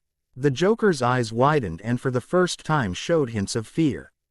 How do you know my name? Same way I'm doing all this. And now for the final trick. The curtain's coming down. What you are in right now is called genjutsu, powerful illusions. In this world, I can control all semblance of reality. The Joker laughed. That's it. A little bit of illusion magic and stabbing me a few times. Even Headless over there gave me more of a show. I wasn't finished, and I can control time. You may be thinking we've been here for what, 20 minutes? Truth is, it's only been a second. The Joker's smile faltered. What? Oh, is that fear the big bad clown is showing? Aw, come on, where's your sense of fun? Yes, this is the real revelation. I have turned down your pain tolerance to a low. It's a miracle you haven't done much. But that would be expected of someone with your level of crazy. You're going to be in here for long, as I say. Could be hours, days, weeks, months, years even. All while maybe even a few seconds have gone by. Pinned to this cross and stabbed over and over until your heart eventually gives out. How's that for a trick? No, impossible. This isn't real. It's just an illusion. Pain is pain, call it what you will. Do you feel it any less deeply by thinking it's not real? The Joker's eyes widened. No, this wasn't how I was supposed to go out. No, Batman, he called out. Don't bother. No one can hear you scream. Let's go with 2 weeks. That will be less than a second in the real world. How about we increase the pain? The Joker's eyes widened before the next thrust made him cry out in pain. A second later the Joker collapsed on the ground. Dead, his eyes wide as he stared out at the ceiling. No grand explosion, no epic one-liners, no grand scheme. Just a monster being put down. Lasted 5 months. Damn, he's one crazy bastard. He bent down before grabbing Harley, dispelling the genjutsu on her. She would wake up in a half hour or so, but by then he would drop her off somewhere where the police would find her. Flashback ended. What is all this racket going on? Seriously, guys. 3 occupants glanced up to the side and saw Wonder Woman standing by the door. Bats thinks Fire Shadow killed Joker. The Joker's dead. That's a surprising set of news. She held no love for the man. He was a sadistic madman with thousands dead on his hands. But to hear that someone killed him, it was surprising. The Joker always seemed to escape death. Why do you think Fire Shadow did it? She eyed Naruto with a calculating glance. A hunch. Batman barked. While Wonder Woman and Batman were talking, Captain Marvel turned to grab another slice. When his eyes widened, his last 3 slices were gone. What the heck? He muttered. He turned to see who had grabbed his pizza when he noticed the Flash in his red bodysuit with 2 small yellow lightning bolts across his waist and a large lightning bolt sewn into his chest, holding a slice of pizza in his hands. Dude, that was mine, Captain Marvel said with a betrayed look. Flash finished the fully formed slice a millisecond later before he flashed a sheepish smile. Sorry, I have a high metabolism. Using his famous excuse for everything. Well, it's wrong. Wonder Woman spoke over the other 2. Fire Shadow is not a killer. He's a valued member of this team, a friend.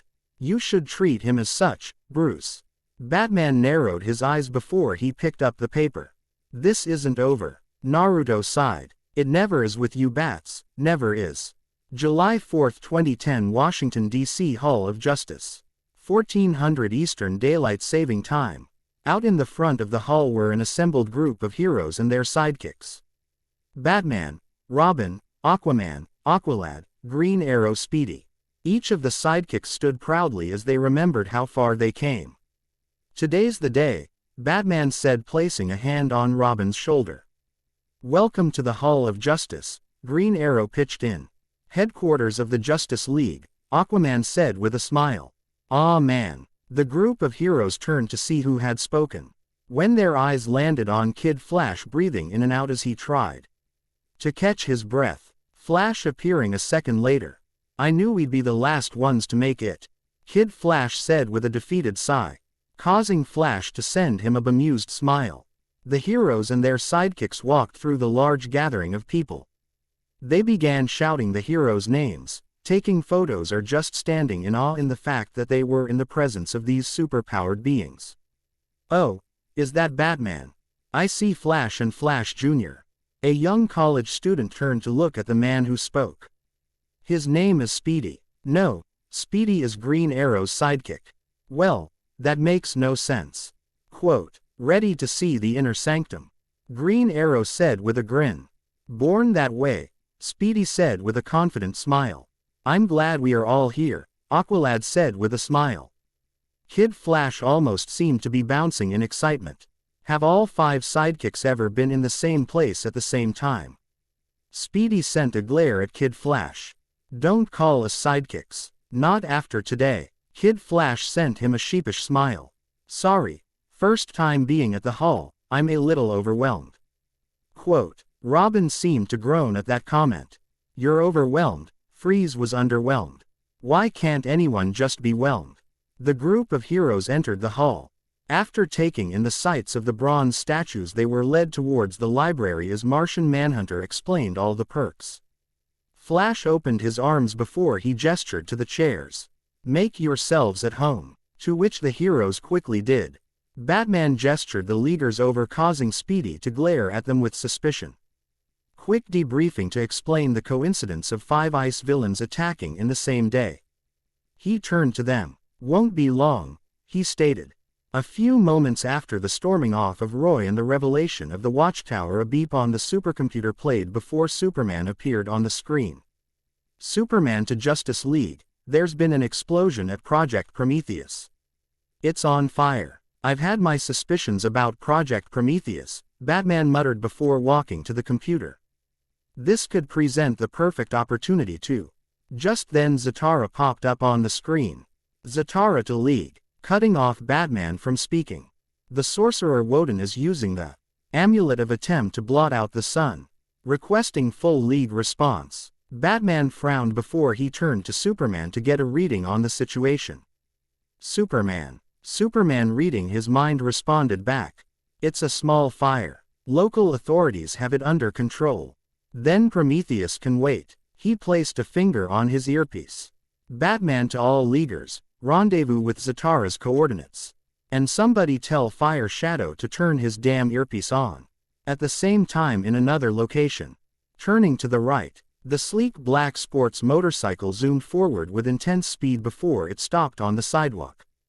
Kicking the stand out, the athletic figure still on his bike took off his black motorcycle helmet, exposing his vibrant yellow spiky hair.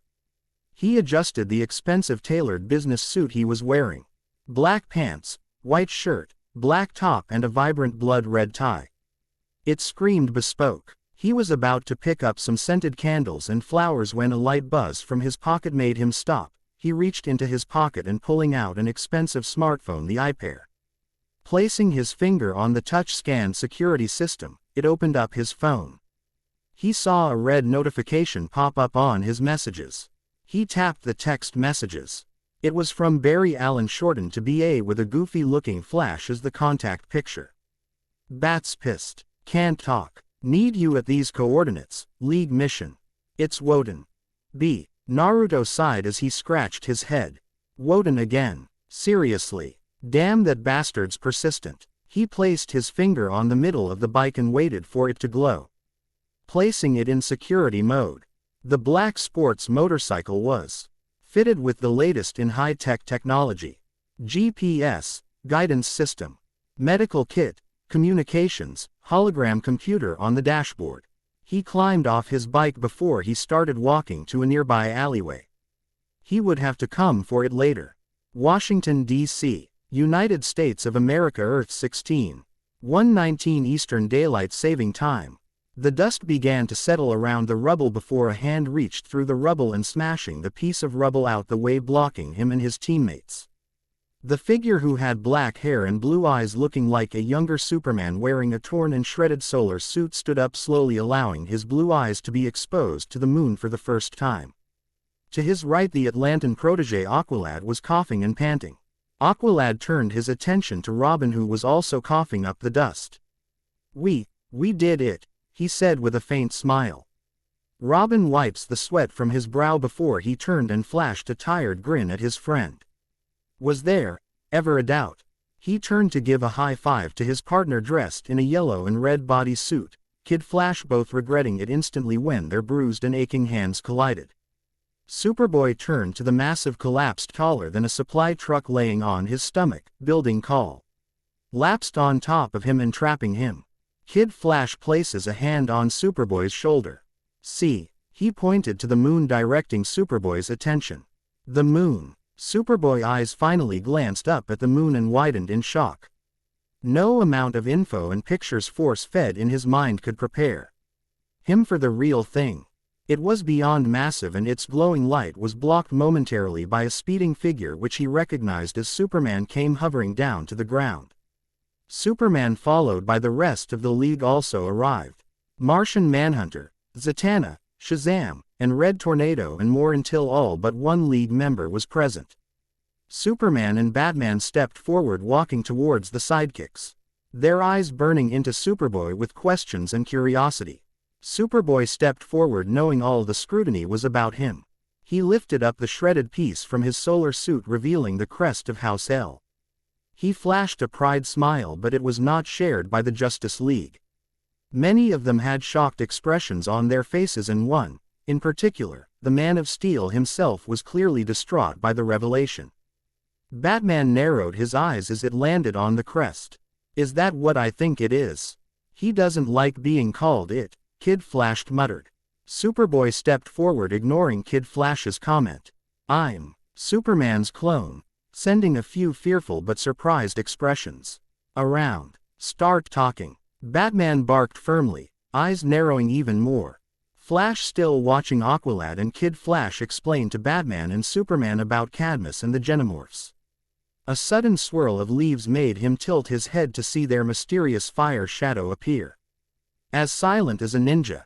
"Dude, where have you been?" "Been trying to reach you on your phone," Flash whined, annoyed. He and Green Lantern has been trying to reach him since they heard the explosion and building collapse at Cadmus.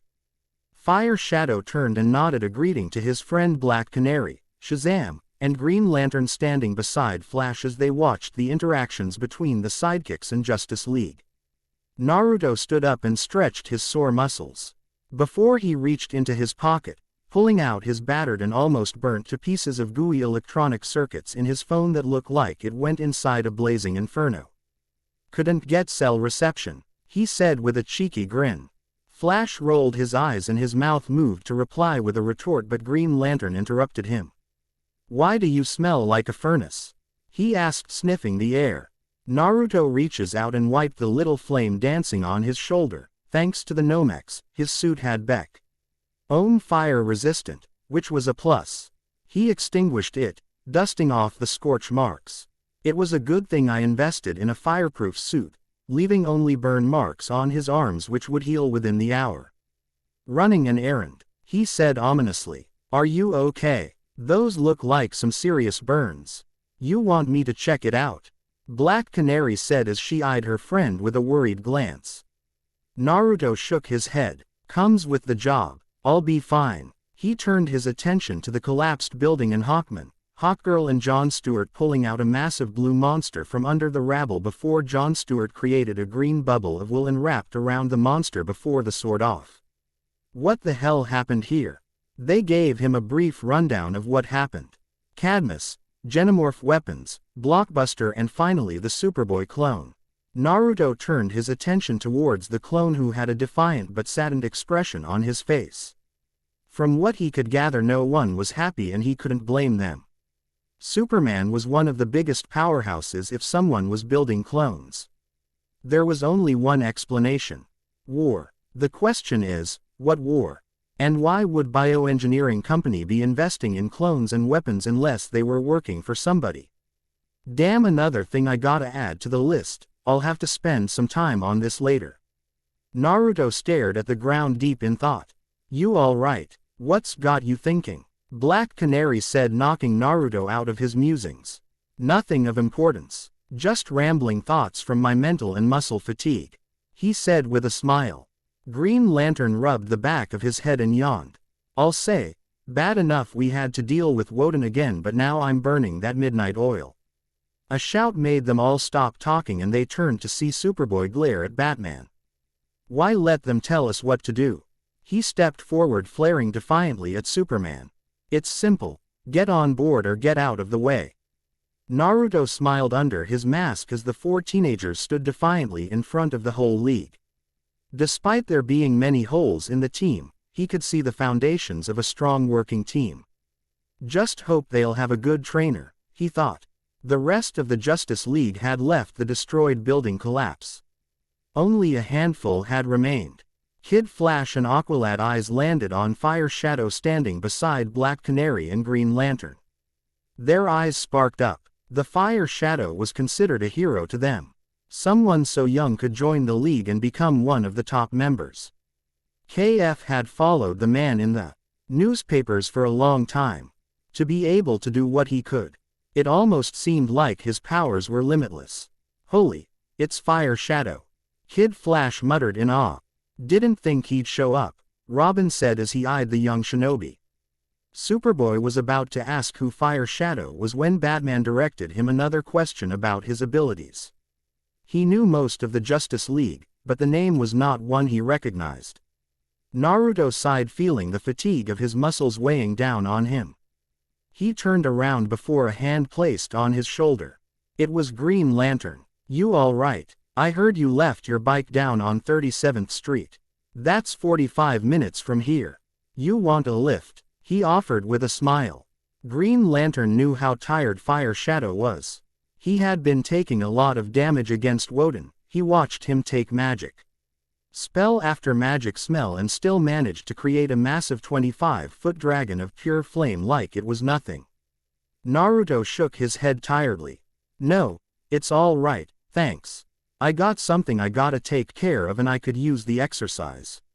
He turned his gaze when he felt eyes boring down on him. It was Batman, and by his impatient eyes and head tilting, he wanted him for something. Seems I'm not out of the woodchipper yet. Green Lantern turned his head to where Naruto singular eye was looking before he chuckled. Don't piss him off too much. Like having your annoying ass around here. Quote, same to you, Glowstick. Green Lantern scoffed before he leapt off the ground, his Green Lantern ring glowing as he flew in the air. Naruto turned his attention back to Batman. The rest of the League and sidekicks had left, leaving only Batman and Robin, who was sitting in the Batmobile, head resting against the window, tired. He was still barely a teenager after all. Naruto shoved his hands in his pockets and walked over to where Batman was standing. He stopped a few feet in front of the caped Crusader. If this was about not picking earlier. My phone was on silent and you try zooming through the busy city. Batman turned and spoke over him. Like he didn't hear anything Naruto had said. Tonight was quite the shitstorm, he said with a tired groan. Naruto stopped and was taken back momentarily. It was rare to see the Batman so vulnerable. Naruto smiles, despite the godlike appearance Bruce Wayne had acquired over the years. He was still a human being after all. Our enemies are getting smarter. Something is off about this whole Cadmus business. Batman turned to look at him. You felt it too? Naruto nodded. By no means was looking at the big picture something Naruto enjoyed. Hell, younger side Naruto always charged in head first. But with all his Anbu training and everything he went through, looking behind the curtains had become second nature to him. We should investigate Cadmus further. Start with any investors and offshore accounts. No way was this singular event. Naruto said, yawning. Agreed. Far too many anomalies. Naruto turned to look at Batman. It felt good that despite Batman and him always butting it out, and him always incessantly butting into his past, the two could work together and work well. But I take it, that isn't why you called me over. Batman almost seemed to be struggling with the words. He sighed before he spoke up. No, I called you over because I have a proposition. A proposition about what? I had talked with the other leaguers, particularly the ones that have sidekicks. Listening to Superboy explain the situation at hand, something clicked. And as you reified, our enemies are smarter, more elusive. We need some help. I fully agree, but what does that have to do with me? You want me to be that team and infiltrate? Naruto was honored, but at the same time, this was a serious problem. And he still hasn't done any research on the ice villain situation either. Batman shook his head. No, wouldn't work. Despite your training in espionage and stealth, Cadmus goes further than that. If they were willing to bury teenagers, our sidekicks, their deception runs much deeper than that. No doubt they have some people with serious influence in their pockets, probably high up in the government. Then what? Many of the leaguers agree with me. What we need is a team. Somebody that can operate on the fly, take down the villains in the shadows. That team will consist of the sidekick.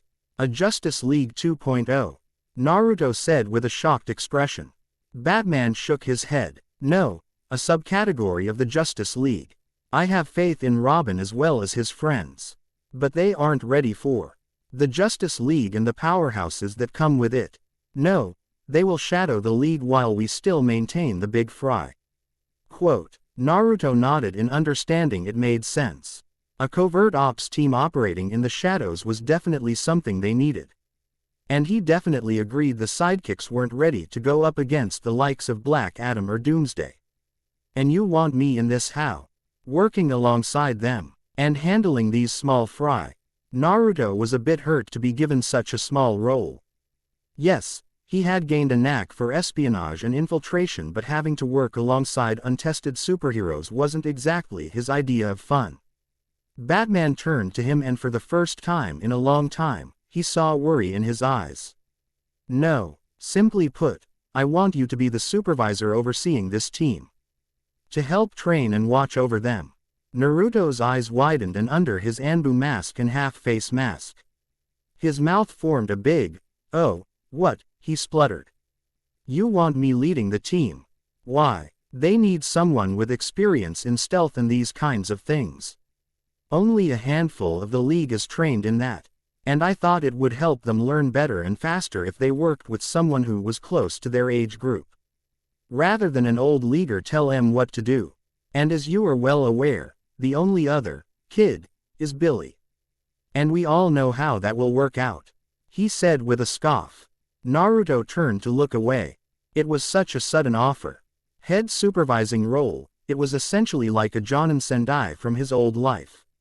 He had created good friendships with the League, and now here, Batman of all people was asking him to lead a bunch of teenagers in high-risk missions. Flashbacks of the war and everyone he had let down went through his mind line cannon fire. They were teenagers just like him, except he had survived and they were rotting in the ground. I don't know, Naruto said with uncertainty. His hands were shaking. He felt conflicted. At the same time, being a Jonin Sendai was something he always wanted to do, especially after what he learned from Asuma Sarutobi in the third Hokage. Batman senses his hesitation, and he sympathized with it. He was putting some he didn't fully trust and had many secrets, the whole responsibility and lives of some of his closest friends' protégés. If anything were to happen to them, it would cause some serious rifts. He continued on. I won't give you the sole responsibility. Black Canary volunteered to help train them as well when she heard what I was planning and that I was offering you the head position. Red Tornado would be the second pick as well, since he doesn't need human necessities. Could he do it? Could he be placed back in a team of young kids like he was? To train them and help the next generation of heroes. It would make a difference to the sidekicks, whom no doubt felt some level or failure and turmoil because of the Cadmus Labs incident. And they just claimed they would form their own team. They needed someone to help guide them. So what do you say? Naruto sighed before he nodded. I'll help them out. I need you to have faith in me, Bats. That is all I ask, to trust me. I won't let anything happen to Robin or the other sidekicks. Batman nodded. Despite everything, Batman knew if there was one thing the Fire Shadow would never stand for, it was leaving a comrade to get hurt. Very well, I'll leave you to some rest. We'll get everything sorted out in the next couple of days. Batman turned and jumped down from the platform, stepping over a large cracked rock before he turned back to Naruto. I'm placing my trust and my protégé's life in your hands. Don't make me regret it, he said with a steely voice before he jumped into the Batmobile. Naruto watched him speed away before he disappeared in a swirl of leaves. He had one more thing to go and do. An hour later, Naruto sat on the railing of a 5-story building, his legs dangling from the edge as he scanned the city streets down below. The streets were mostly void of life, and the sun would be up in a few. Naruto tilted his head and sipped on the black coffee in his hand. He checked his watch, it read 3:10. Damn, that bastard takes his sweet time. Single quote. As on cue, the door to the rooftop squeaked open and the sound of shoe hit gravel. The figure took another step before walking through the darkness and into the spotlight. "Ya have some balls, summoning me up at this bloody time of day." The figure spoke in a posh British accent. Naruto turned around and his eyes formed in a faint smile. The figure finally stepped out of the light. A tall, Caucasian man with blonde disheveled hair and beard with blue eyes. Wearing a white shirt with a loosened black tie and on top of all of it, his iconic trench coat. "Constantine," Naruto said with a formal tone. The world's greatest con artist and master occultist himself. Naruto had met John many months back during a league mission involving the occult. They did not get along well, especially after John handcuffed Naruto with magic cuffs when he tried to take the amulet he was after. The two eventually got along, despite Constantine's cynical and sometimes psychotic tendencies. Despite Naruto's commitment to protecting Earth from supervillains, he also knew there was sometimes even more dangerous level of villainy, the supernatural side. One that John was dedicated to stopping. The master of the dark arts finished the last of his drink in his hand before he tossed the empty coffee cup on the floor and he walked forward. "You just littered, John." Quote. John yawned again before he turned to look at the empty Starbucks cup with any care. He turned back to Naruto. "So, one measly cup ain't gonna do nothing. The world ain't dyin' any younger." Naruto just rolled his eyes. "Right. Besides, ya think ya can just summon me at the bloody crack of dawn and expect me to grow some flowers and preach Mother Earth like some baked-out hippie. I would have gotten there sooner. But I had to deal with a collapsed building on Richardson Way." Quote. "The Cadmus building. Yeah, heard about. All those beautiful women crushed under that building. A pity. It was a building housing genetically modified weapons and a clone of Superman. I think ladies were the least of our concern." Naruto retorted back with an annoyed expression. "A clone blimey, that ain't good," Constantine said before he leaned over the railing. "But back to the business at hand. Why'd ya summon me at 3 in the morning with a damn falcon? A phone call would have sufficed." Naruto pulled out his phone and narrowed his eyes. "Oh, you mean this thing?" Pulling out the melted and deformed pile of what was once a smartphone. "You know how much this cost. I just got this on a plan and everything.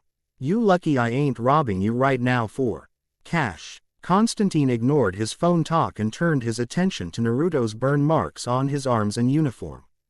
His eyebrows raised. "That means you." He let it linger. Naruto nodded. "I got it shortly after my mission with the League. Blazing hell and all, but I got it." Naruto created a hand sign and out popped a brown bag that seemed to be glowing. He handed the bag slowly to Constantine. Constantine reaches out and opened the bag slowly and peeked inside. It was glowing brighter than any flashlight, but he could see the outline of a long eye-shaped blade. "Fucking hell. That's..." Naruto nodded in confirmation. "The Angel of Death, Azrael's blade," he said with a lowered tone. "One does not mention one of heaven's most powerful swords in public. I owe you for this one, mate. Getting it from those demons must have been hell. No pun intended. Let's just say hellfire is something I can cross off my bucket list forever." He rubbed his arms where one fiery demon had struck him with a blazing sword. A phone that took a blast of hellfire doesn't seem so bad when you could have been crushed by a 14-foot horned demon with a two-handed greatsword. Right. Well, look at it this way. A weapon with the equivalent power of 60 nukes was just taken from those winged fucks. Earth won't erupt in a blazing fiery hell, he said with a chuckle. "You really are a cynical asshole, Constantine," Naruto said, shaking his head. "I wear it like armor. Besides, I don't work on a team. Doesn't rub anyone off. Speaking of teams, I hear someone been given babysitting duty." Naruto raised his eyebrow. "What? How could you possibly know that? I was just offered that like 2 hours ago." Word travels fast. Not every day a Cyclops ninja with a fetish for ramen gets offered to babysit the world's most important snot-nosed brats. He noticed Naruto gaze. "And," he continued on, "I had widow check up on the Cadmus incident. Thought it might be related to Azrael. After all, that place gives me the creeps. Widow stayed when she saw you on the scene and listened to the whole thing. Widow was one of Constantine's informants and would often scout out anything occultic. Still didn't answer my question. Yeah, I have been offered the head position of training the team. Constantine flashed him an incredulous look. You with a bunch of sidekicks. Haha. They must be talkin' a piss. Bad enough with those uptight bastards, but kids. Damn, I don't envy ya, mate. I'd give those wankas a real earful if they gave me shit. Remind me not to visit you when you get your first kid. Ain't gonna have one. Besides, I fire off way too many blanks in my targets, if you catch my drift. He made cue noises with his mouth as he fired off finger guns. Constantine stopped when he noticed Naruto's hardened look. While Naruto never told John about his life, he did tell him about having a team, friends, and comrades that had been murdered, and how he felt responsible. And as a world-class asshole and letting friends down. John was an expert. You think they can handle this?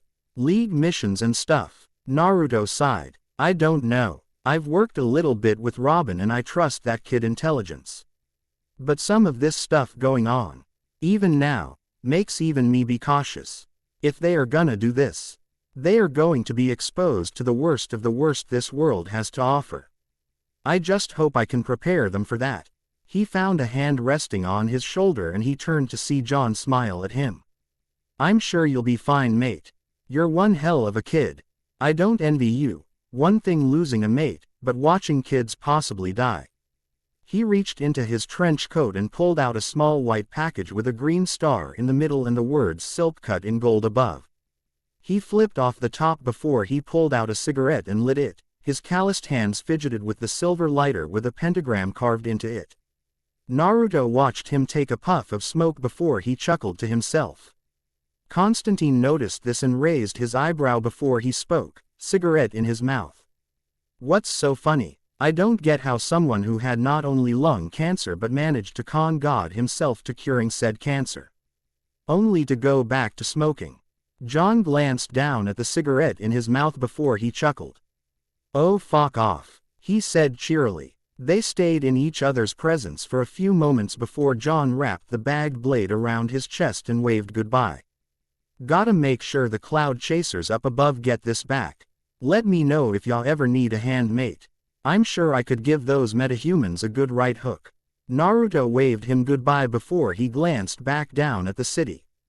He'd be introduced to the full team of sidekicks in a few days. He was both nervous and excited at the prospect. He walked back and picked up Constantine's empty cup before disappearing in a swirl of leaves. Thanks for watching.